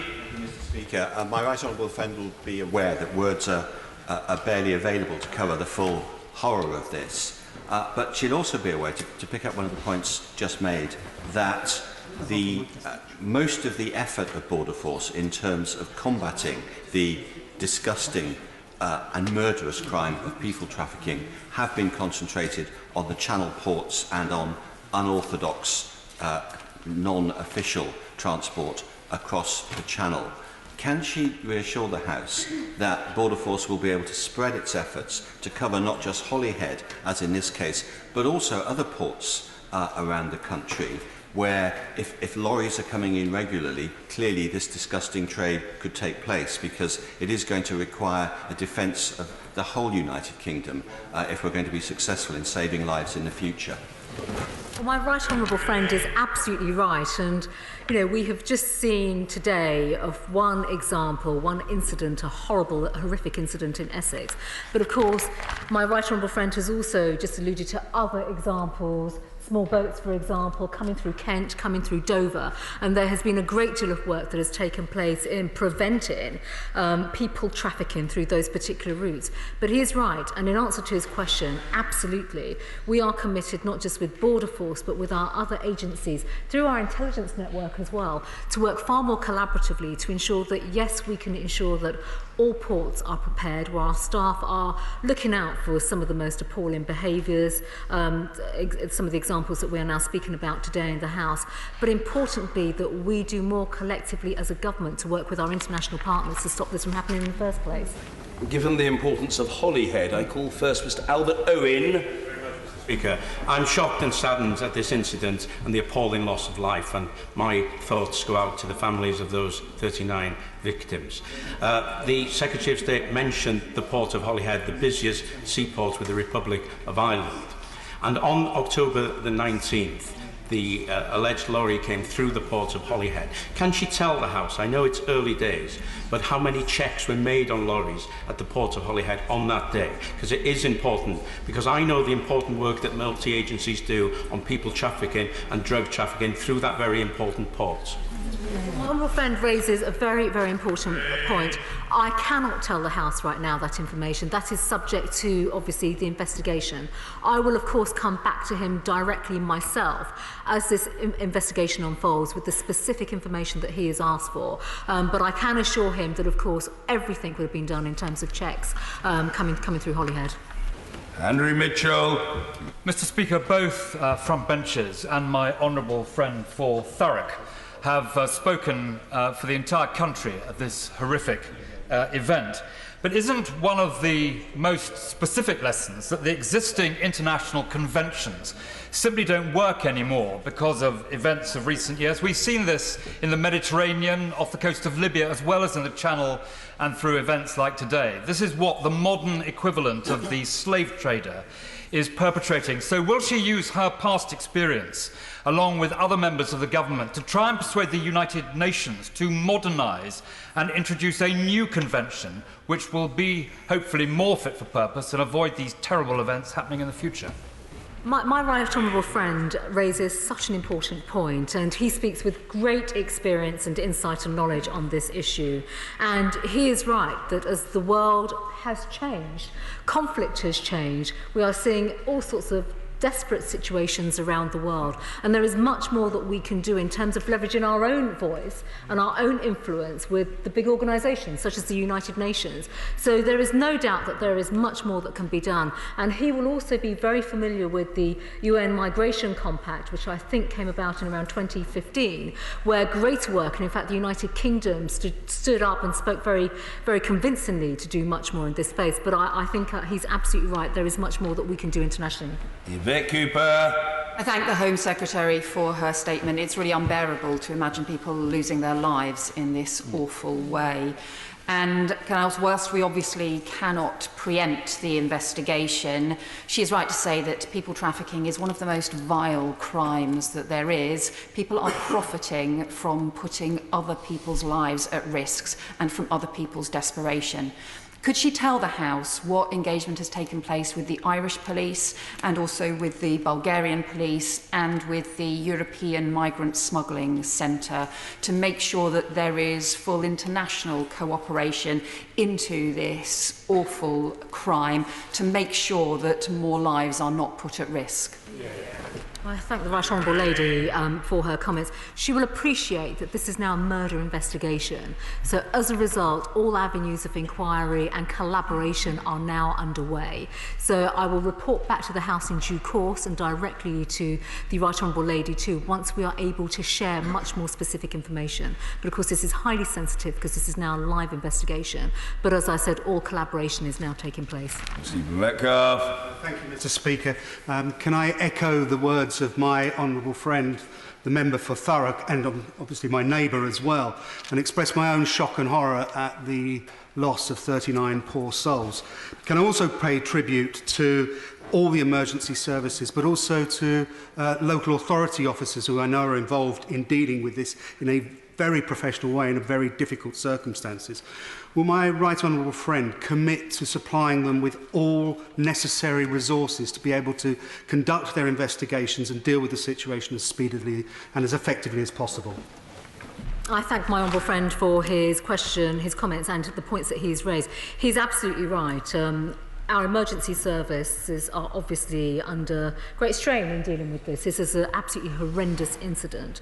But at the same time, our local authorities and our emergency services will be coming together with Essex Police and others to be supported.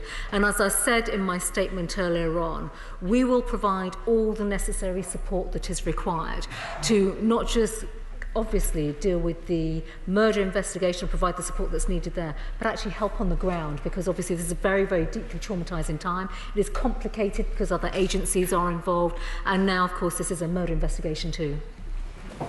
Christine Jardine. Thank you very much, Mr. Speaker. I share the horror and sadness at the news of these deaths, which it's unimaginable what the individuals concerned must have gone through. And while I welcome the Secretary of State's comments about more international action and recognising the need for safe legal routes to sanctuary, would she also agree with me that we have to look at our own immigration system and repair it to ensure that what we provide is fair, compassionate and effective for those who want to come here? I thank the Honourable Lady for her comments about what has happened. I think today is actually not the place to be talking about an immigration system at all. We have migration challenges that we are seeing around the world. People are being displaced in record numbers, and many are being displaced and preyed upon through some of the most appalling behaviours through criminal gangs and organised gangs. So I think at this particular stage, we want to, and it's right that as a country we work with all our partners, both domestically and internationally, as well as law enforcement agencies, to do our utmost to stop this horrific crime. Yes, well, the sound was quite melodic, but it was still disorderly. Sir Mike Penning. Mr. Speaker, I had the pleasure as a firefighter serving at the old fire station in Hog Lane in Grays. And when the firefighters and other emergency crews went on duty last night, never in their wildest dreams would they have expected to witness the sort of trauma that they saw when that container was open. And it won't just be the emergency services, it will be the local authority workers, and even the mortuary attendants would never ever have seen that sort of destruction of life coming through. So can I ask the Home Secretary, not just for now, but going forward, that all the support in post-traumatic stress is there for them, because it doesn't always show straight away, sometimes months and years ahead, as I've experienced with my colleagues already. Thank my right honourable friend for his remarks, and he speaks with great personal insight and experience about this, and he is absolutely right. The trauma of even being part of a recovery and emergency service following an incident like this will just be shattering for all individuals that are involved. And there is a very important point here, Mr. Speaker, that I think for anyone that works in a frontline service, an emergency service, when an incident like this happens, and other incidences too, where people are involved, where life-saving is involved, it is a fact that trauma comes back to people later on, post-traumatic stress, and therefore we not just will be investing, but ensuring that we're supporting those very individuals that are really just doing so much work locally today. David Hanson. This is an act, Mr. Speaker, of unconscionable criminality organised by gangs across Europe. I just want to ask the Home Secretary whether she has approached Europol, of which we are still a member, and who have at their heart a plan for 3 years to tackle criminality in gangs and cooperation across Europe to track down the perpetrators of this type of crime. I'd say to my honourable friend that we always work, I mean this is now a murder investigation, so this is a live investigation, so all agencies would be activated in terms of sharing information and working together. But I think the additional point to make as well is the one that he's raised too. There is a degree of organised criminality here, and whether it's in Europe or whether it's outside of Europe, we will always stand firm against this and make sure that we collaborate with all our partners. Sarah Newton. Mr. Speaker, these international, serious and organised crime gangs who are trading in weapons and drugs and humans are ruthless, and we need to be as ruthless in our prosecution of these people. We have to end this wicked trade in human misery, and I saw firsthand the huge efforts in the Home Office working with our international partners across Europe to tackle this issue. But could I ask her to redouble our efforts in those countries like Bulgaria, like Romania, where so many people are coerced or bribed or persuaded to participate in this human trafficking to prevent them from doing it? Well, I thank my honourable friend for her comments and her reflections, and she will know from her own work previously as well in this area, and she's right, she speaks with a great deal of experience in terms of what goes on in other countries, in terms of criminality, coercion, putting pressure on people, and just the exploitation of vulnerable individuals. We want that to stop. We will continue to work collaboratively, she's absolutely right. But also, the way in which we do this is to have the right kind of deterrence in places and to also ensure that we can prosecute through the criminal justice system. For those who missed the announcement yesterday, I advise colleagues of a notable event, namely the re-election of the Honourable Gentleman, the member for Gateshead, as chair of the Backbench Business Committee, a role he has discharged with consummate skill for a number of years now. More particularly, the Honourable Gentleman is a most extraordinary specimen in this place, in that he has secured re-election unopposed, which is a commentary upon the esteem in which he is held. Mr. Ian Mearns. I'm even more grateful than usual, Mr. Speaker. Thank you very much. Mr. Speaker, in my constituency of Gateshead, the bulk of the face-to-face casework that I do is with refugees and asylum seekers.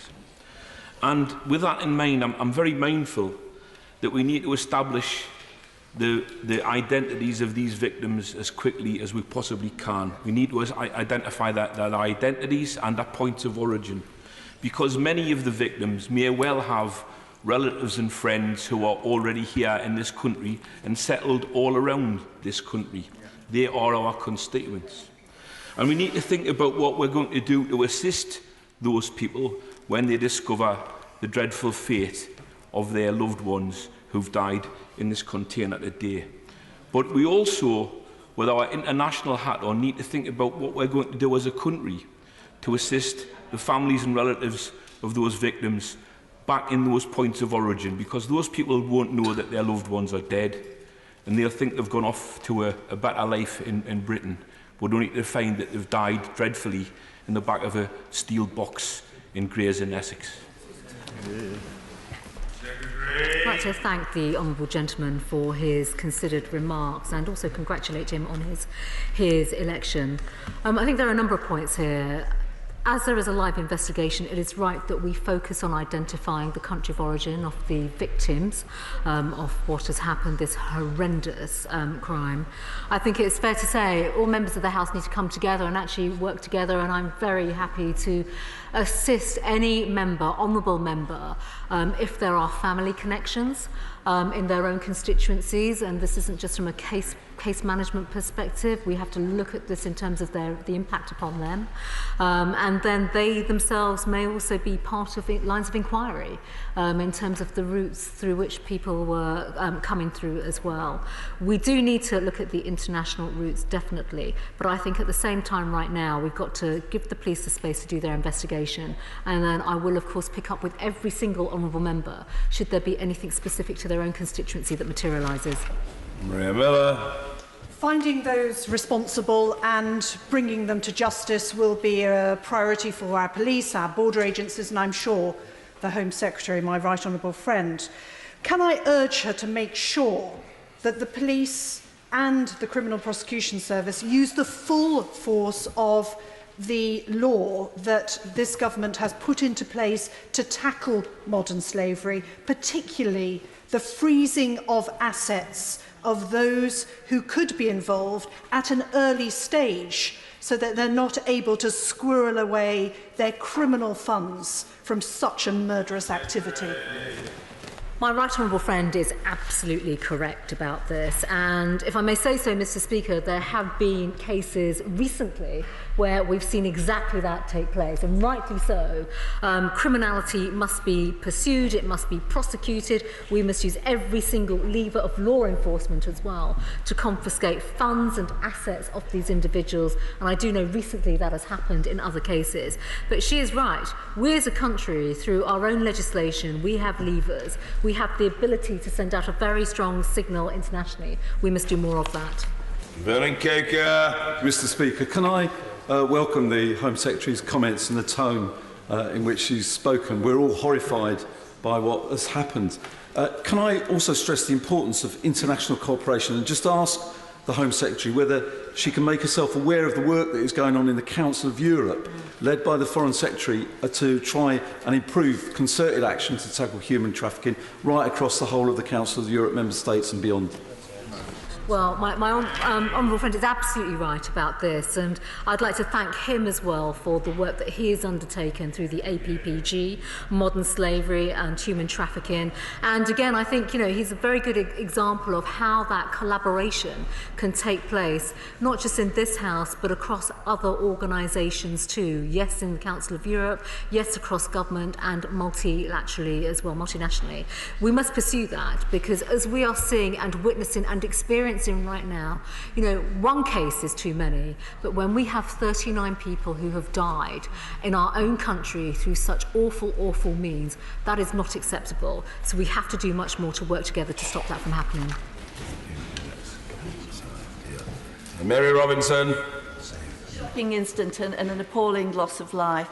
Whilst the murderous vehicle appears to have begun its journey in Bulgaria, there's less clarity as to where the victims themselves began their dreadful journey towards death.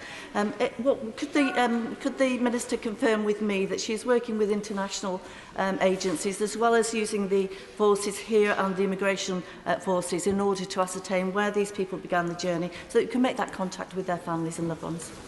Honourable friend is absolutely right to raise this point, and this is now an active line of inquiry now that this is a full-on murder investigation. I do want to emphasise, of course, because this investigation is obviously being led by Essex Police. They are working with other agencies, including the National Crime Agency, and of course they will be able to determine the identities of country of origin first and foremost. But I do also just want to pay tribute to Essex Police for the leadership they have given on this as well. In what is an incredibly challenging investigation and just a dreadful, dreadful scenario that, quite frankly, any police force would find deeply challenging. Tangham Debonair. Thank you, Madam Deputy Speaker, and I thank the Home Secretary for the tone as well as the content of what she said. And I'd like to press her further on the international cooperation. She rightly praises the work of the Council of Europe and the cross-party, cross-national cooperation to expand refugee resettlement and other forms of safe and legal routes. I wonder if I could ask her if she thinks it would be a good idea for us to expand that still further, so that we can increase the very low number of countries worldwide, only 27, who take refugees on the resettlement route via the UN, which is a safe and legal route that we have much to offer. We do very well. What will she do to help increase that with other countries? The Honourable Lady for her comments, and as I've said already, and she has recognised in her remarks, we lead the way. And we have led other countries through multinational forums, through much of our engagement, through migration compacts as well. It's pretty clear that there is more that can be done. And the United Kingdom, the British government, working with our counterparts, will continue to do that, because when we live in such an unstable world, when we see the biggest displacement of people, more people on the move since the Second World War, through terror, through conflict, through just some of the awful scenes that we see in the news every single day, it's pretty clear that actually we can lead others, and we have great skill and great experience in doing that. Vicky Ford. Thank you, Madam Deputy Speaker. This incident is beyond horrific, and can I thank the Member of Parliament for Thurrock, who I think has spoken for all the people of Essex today. And as an Essex MP, I'm particularly thinking of the Essex Police.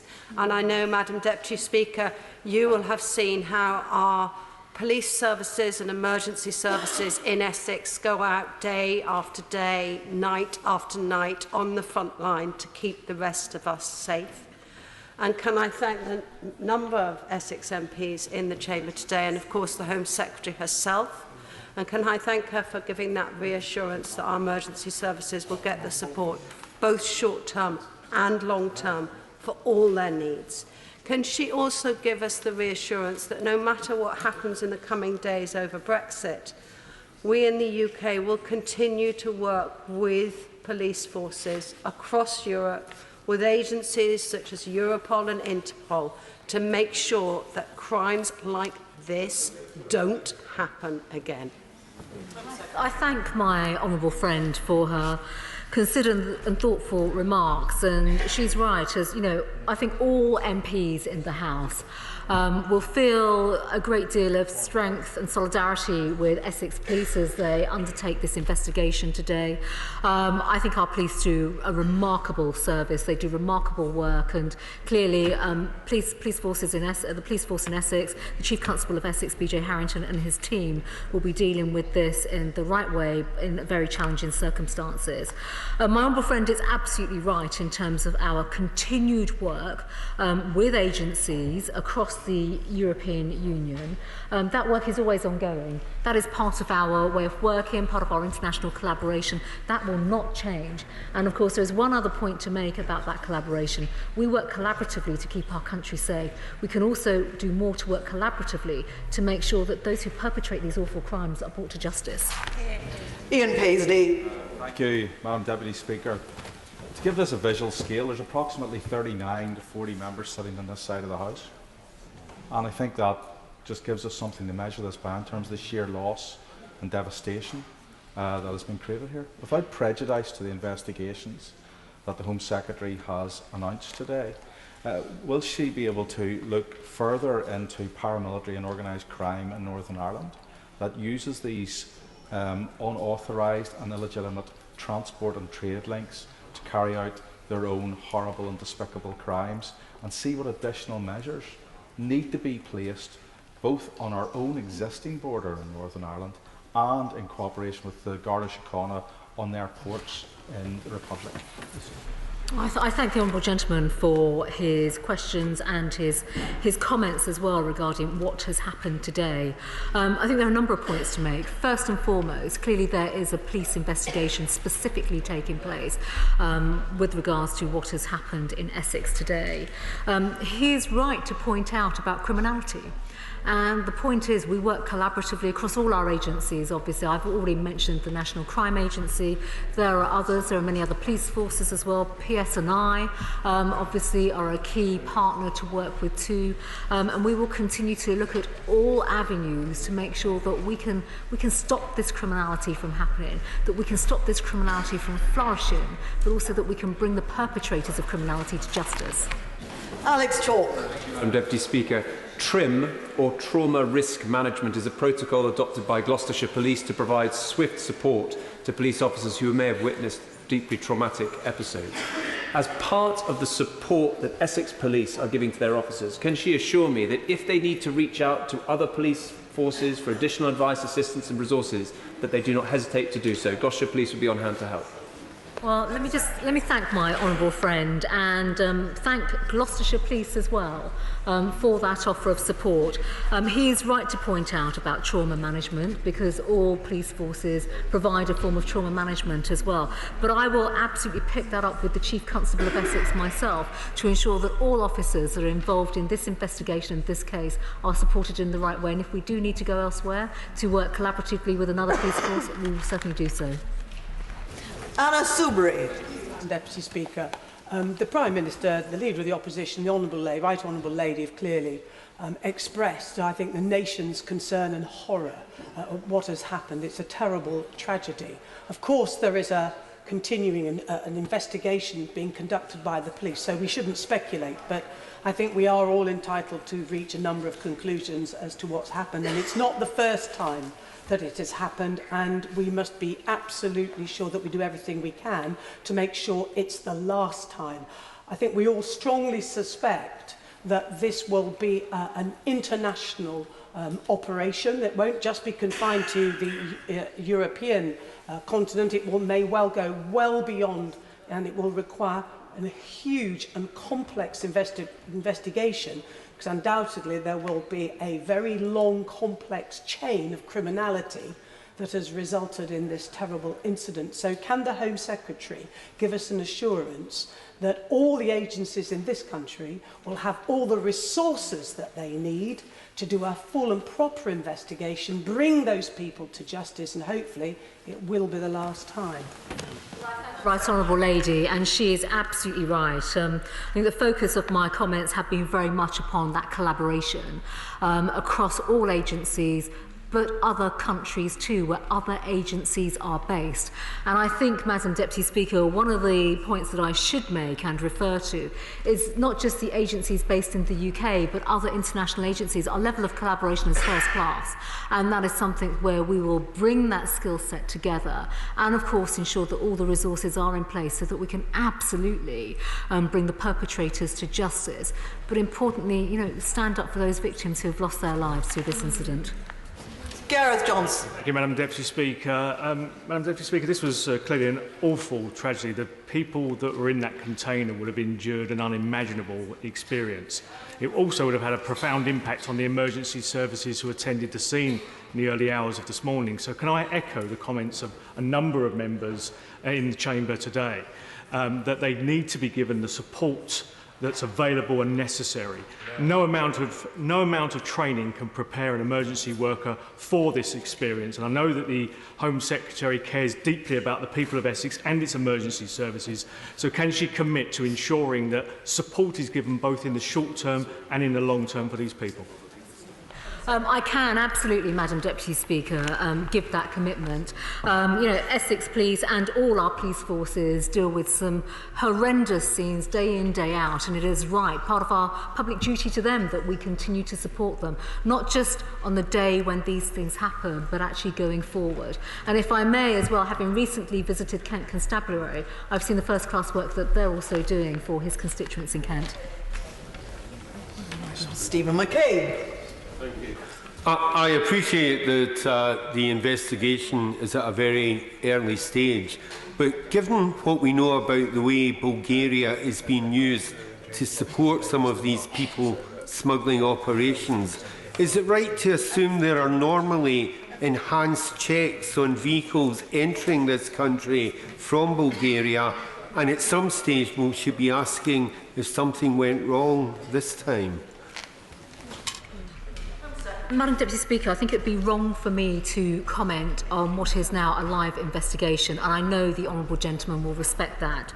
I think it's important to reflect, actually, when it comes to checks that are undertaken on our ports and at our airport, on our ports in particular, they are intelligence-based, so they're all intelligence-led. But I don't think I want to add much more right now specifically to this case, because, as I've said, there is a live investigation taking place. Tom Tugendhat. Thank you, Madam Deputy Speaker. I've literally just come from a meeting with the Romanian ambassador, which is why, though I was here at the beginning, I had to duck out. This case raises a great concern for those cross-European truckers who do so much to keep our people fed and our businesses going. Can she assure me that she's reaching out to the nations that supply these truckers, as it were, Bulgaria, Romania and so on, so that these drivers are aware of the risks that they face and the protections that they can seek if they ask for it? When she was on the committee that I'm privileged enough to chair, we did a lot of work on migration. Could she also tell me what she's doing on North Africa, where we both know from our joint inquiry there are very, very serious problems? My honourable friend poses, he raises the right questions effectively, because there are specific countries, and when it comes to road haulage in particular, where we have drivers that come from certain countries, including Romania, Bulgaria, Poland. And it is right, actually, that we work through the road haulage network in the UK and across Europe to provide the right kind of care and guidance and awareness that they themselves need, because they can unwantingly become part of what could be a criminal gang organisation or trafficking process. And we need to stop that. We absolutely need to stop that. The Honourable Gentleman is also right to raise the whole issue, and we've spent many hours, in fact, days, weeks, months working together on his committee, but looking at migration. And in fact, the migration report that he refers to looked at North Africa and the upstream work that is required. It's there is much taking place right now through international collaboration, but there is absolutely more that can be done. John Woodcock. Thank you, Madam Deputy Speaker. There is, of course, a murder investigation into these sickening deaths, but is it not the case that every single human trafficker who subjects fellow human beings to these appalling conditions does so knowing the risk of life to those people? And so, in due course, will she commit to reviewing the sentencing guidelines for human trafficking? Is there not a case, potentially, to bring them into line with attempted murder, where, of course, the maximum sentence is life imprisonment? I thank the Honourable Gentleman for his comments. What we have seen, basically, through the actions of these traffickers is the worst of humanity. And it is right that we use our law enforcement and all aspects of the law through existing legislation to make sure that justice is served and that the perpetrators are prosecuted. He's raised the point about sentencing, and of course we have frameworks right now through the sentencing guidelines. It's something that I'm very happy to discuss with the Ministry of Justice to see what more we can do. Jim Shannon. Thank you, Madam Deputy Speaker, and I also thank the Home Secretary for her statement today. It is with a sore heart and with great sadness that I associate my party, the DUP, with the sentiments put forward by everyone and convey our deepest sympathies for the 39 deaths. There will be families who grieve today. Some may not yet know that they will grieve today for their loved ones. Our thoughts and prayers are with them, each and every one, and that's the sentiment of the House, Madam Deputy Speaker. But can the Minister outline what arrangements will be made to identify the victims of the tragedy, and how will contact then be established with the families? For it's so important that the families know what's going on. My honourable friend for his remarks, and he hits a raw nerve actually when we speak about the families of these victims. This is now because of the investigation that's taking place. Obviously there is much more work to do in terms of identifying the individuals, identifying their families, identifying their country of origin. That work is taking place, and if I may, I have said, Madam Deputy Speaker, I will come back to the House or individual members. I will of course provide the updates once we know more information. Peter Grant. Thank you, Madam Deputy Speaker. Among those who will have information that could be critical in bringing the perpetrators of this awful crime to justice will be people who've been trafficked by the same route and possibly by the same gangs. There's a good chance that some of them are now in hiding, afraid of the UK authorities but terrified out of the wits of those who have trafficked them. What assurances can the Home Secretary give that anyone who has the courage to come forward with information in this terrible case will be treated as a victim of a crime rather than persecuted or prosecuted as a potential criminal? So the Honourable Gentleman raises a really important and significant point, because anyone that has been trafficked or involved in criminality, they themselves will be living in fear. However, because of the legislation that we've had put in place through modern-day slavery, we have the national referral mechanism, we have support structures where we would actively encourage people, anybody that may know any information, to come forward. And of course we will work with them in the right way to ensure that those that have been perpetrating the criminality obviously are brought to justice, but where individuals have been victims themselves, have been trafficked, that we can support them in the right kind of way. Hal Williams. Thank you, Madam Deputy Speaker, and our thoughts, of course, with the families of the victims of this appalling crime. Holyhead is the second busiest roll-on, roll-off ports in the United Kingdom, yet there is no permanent immigration enforcement presence at the ports. Why? Well, I think, if I may say so, Madam Deputy Speaker, with regards to the incident that has happened today and what we are dealing with, I've already made it quite clear that when it comes to border force and the checks that are undertaken, they take place through intelligence-led operations.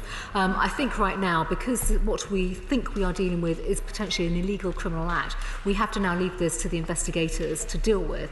And of course, as I've said, I will come back to the House and to individual colleagues and provide more information as we find out more through what has happened.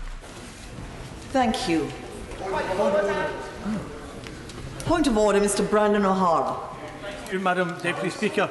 I gave Mr. Speaker advance notice of this point of order earlier today.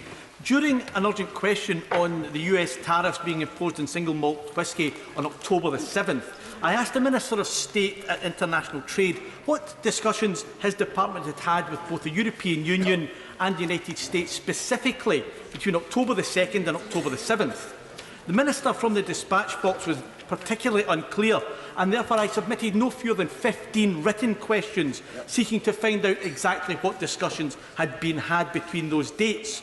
The Department replied yesterday, having grouped the questions together and palmed me off with what was essentially no answer at all, instead telling me what they are currently doing.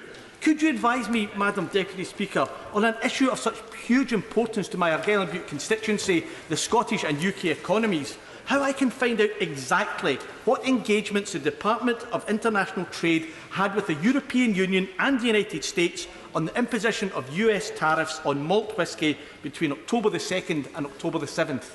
Thank you. Well, I thank the honourable gentleman for his point of order, but he will not be surprised to know that it is not technically a point of order for the chair. But I do appreciate, and I mean appreciate, that he is a great champion of the Scottish whisky industry, and so he should be.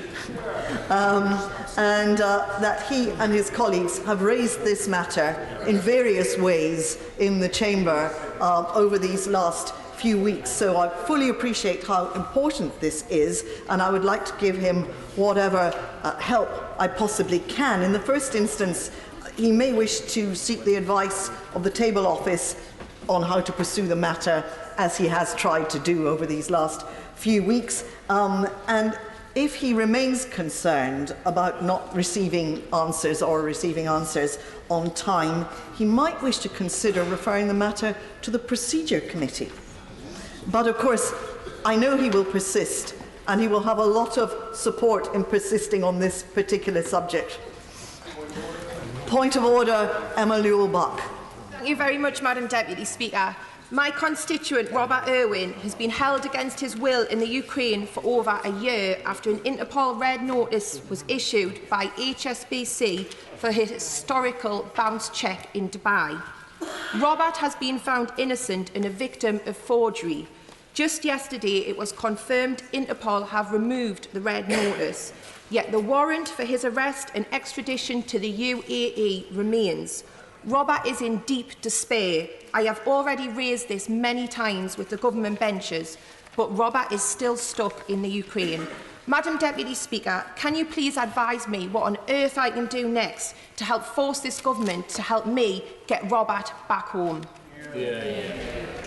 Well, once again, the Honourable Lady is right to take the opportunity of raising the matter through a point of order in the Chamber, and she has partially achieved what she wants to achieve, which is to bring the matter to the attention of the Chamber and to ministers. I'm sure that her points will have been noted by the Treasury bench, and that she will, like the Honourable Gentleman, persist in asking these questions and acting quite properly on behalf of her constituent, for whom we all have very great sympathy. Mr. Ickott. Thank you, Madam Deputy Speaker. I wish if you could guide me as to how I could place on record the inaccuracy made by the member for Brent in his question to the Prime Minister. He stated that the demonstration on Kashmir on the 27th of October has deliberately been held in light with Diwali. It is not. 26th of October is the day that India occupied the Free State of Kashmir in 1947. Historically correct. And also he mentioned, as the Honourable my friend is mentioning on the front bench. He also mentioned the issue of Pakistan being involved in this demonstration. As far as I'm aware, huge amount of constituents across the country and my constituents from Kashmir, Kashmiri origin people, are organising this on their behalf. They are organising with the Sikh community. They're organising with a number of people, Muslims from the Indian community and other countries across the world. So it isn't Pakistan, as he just said. And also, there are all sorts of people who believe in human rights and civilities, which have not been held for the Kashmiri community in Kashmir at the moment. Again, I thank the honourable gentleman for his point of order, but really it is a point of an attempt to correct the facts as he sees it. I can make no judgment on which of these facts that have been mentioned either at the dispatch box or by the honourable gentleman are in fact correct. It's not for me to make such a judgment, but the honourable gentleman has taken the opportunity of correcting the record, and I'm quite sure that if he would also like to write formally to the Minister that his points will be taken very seriously. He has put them very courteously. Point of order, Mr. Gareth Thomas. Deputy Speaker, I'm grateful to you. Sunday is Diwali, and on Monday, Hindus in my constituency and across the UK will spend time with their families and visit the their local temple. Diwali, like Eid, however, is not a national public holiday. So for some, it will be difficult, will continue to be difficult, to get time off to mark this most spiritually significant day. What can I do, Madam Deputy Speaker, to ensure that there is a debate in government time so that those of us who are sympathetic to the campaign for these 2 days to be made national public holidays, to have our case heard by ministers, and at the very least to get ministers to work with business organisations to be sympathetic to staff requests for time off to mark these important days. I thank the honourable gentleman again for his point of order, and I will try to help him. Once upon a time, a long time ago, when I sat on the back benches, I tried to introduce a 10-minute rule bill to bring about a public holiday for Magna Carta Day, and I have to tell the honourable gentleman that it was notably unsuccessful. So I don't recommend that he does it by that method, but I do recommend that he raises the matter at business questions tomorrow, and I'm sure that he will have every opportunity to do so. If there are no further points of order, the clerk will now proceed to read the orders of the day. Speech, motion for an address, adjourned debate on question. Now, I inform the House that Mr. Speaker has selected the amendment in the name of the official opposition. And therefore I call Mr. Jonathan Ashworth. Grateful, Madam Deputy Speaker, and I rise to move the amendment that stands in the name of the Leader of the Opposition and myself, and I am indeed grateful to the Leader of the House for finding time to schedule this important debate. Can I quickly begin by associating myself with the condolences and sorrow about the horrific tragedy that we've seen in Essex, and can I also pay my tribute to all the emergency services who must have had to confront the most unspeakable of sights in Essex in the last 24 hours. And in a similar vein, can I also pay tribute to our hard-working National Health Service staff and social care staff who every day go beyond the call of duty, doing the extra mile for each and every one of our constituents, ourselves and our loved ones, doing it after a decade of cutbacks and after a decade of the tightest financial squeeze in the history of the NHS. But despite that tight financial squeeze, our NHS staff are treating more patients every day than ever before. But I'm afraid we have a government that is still expecting our staff to deliver care in the most intolerable of working conditions, from bed cuts to staffing shortages to equipment breaking down every day. And the dismal consequence of this decade of underfunding and cuts sees patient care suffer and standards of care deteriorate. Let me just share with the House a couple of examples. Not a constituent, I beg your pardon, Madam Deputy Speaker. Somebody from another part of the country got in touch with me and asked me to raise this directly with the Secretary of State, although she asked that we anonymised it in these exchanges. But essentially, her 91-year-old mother fell in her house on a Sunday at around 2:40 p.m. She waited 2.5 hours for an ambulance. She then, when she got to the hospital, waited an hour and a half in a cold corridor before being admitted to a bay. 8 hours later, she was seen by a doctor who recommended an X-ray and scan. She got the result of the X-ray at 1:15 a.m. Only then was she given pain relief and put on a drip. By 3 a.m, she still had not been admitted to a ward. At 9 a.m, she was sent back to her care home, and her daughter wasn't told of it, and she was sent home with no pain relief nor any prescription. Or perhaps another story, another heartbreaking story, which is in today's edition of Pulse, which reveals that a teenage boy, a 16-year-old, was referred to CAMHS by his GP, but because his condition was not considered serious enough, CAMHS turned him away. The boy later died by suicide. These are heartbreaking stories, but stories like this are happening far too often in a health system that is under intense pressure. I will give way. I'm very grateful, and obviously he's telling some tragic stories of the impact of what's happening in the NHS on real patients. And other families who are suffering are those often with children with very severe conditions like epilepsy, who would benefit from access to medical cannabis. And the government have indicated that access should be available, but it's just not getting to these families. And their children are suffering, their families are suffering, both in pain and also financially as a result. Does he agree that the government should be doing much more to fast-track this situation?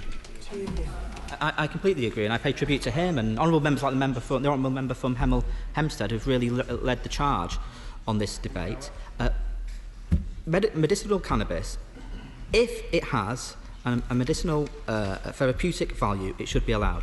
If there are issues in the bureaucracy which are slowing it down, I say to the Secretary of State, if it needs legislation, we will work with him to get that legislation through if that's where the blockage is. If the blockage is in some other area and he needs our cooperation, we'll cooperate with him on that. But we clearly need to resolve this because there are too many young people going without the help that they need. I'll take a brief intervention from the honourable gentleman. The Shadow Minister is very generous, and I thank him for his comments, and the families, which are the most important people, will be very conscious about what he said. But describing it, we have to be very careful.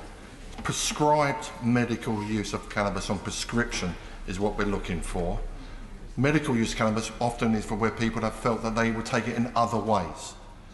We're not talking about casual use of cannabis, we're not talking about a spliff in the armchair. What we're saying is a consultant that's qualified, and I'll raise this with the Secretary of State when he's on his feet, consultants qualified who feels that the benefit will be to the child, particularly from epilepsy and fits, would benefit, should be available free on the NHS, and I think that's what he was saying. Yeah. I mean, absolutely. But we know that there appear to be blockages in the system. And my offer to the Secretary of State is if the blockages are in the system because of any legislative issue that needs resolving or any regulatory issue that we can resolve in this House, then I will cooperate with him to get that resolved. And if it's not about regulatory issues in this House, I'll continue to reinforce the messages the honourable gentleman is putting to the Secretary of State and urge the Secretary of State to intervene in the way he can using his good offices. So, Madam Deputy Speaker, many vulnerable people are waiting longer for treatment or denied treatment, sometimes, sadly, with devastating, tragic consequences. The standards of care which are enshrined in the NHS Constitution are simply not being delivered. A&E waits in September last month were the worst they have been outside of winter since 2010. Our hospitals have just been through a summer crisis, and with flu outbreaks in Australia expected to hit us here, our NHS is bracing itself for a winter of enormous strain yet again. Last year, 2.9 million people waited beyond 4 hours in A&E. Since 2010, over 15,000 beds have been cut from the NHS, and bed occupancy levels have risen to 98% under this government. It means that the numbers of patients moved from cubicles to corridors, left languishing on trolleys has ballooned under this government. When Labour left office, around 62,000 patients was designated as trolley waits. 62,000 is unacceptable. But today, under this government, the numbers left languishing on trolleys in corridors is not 60.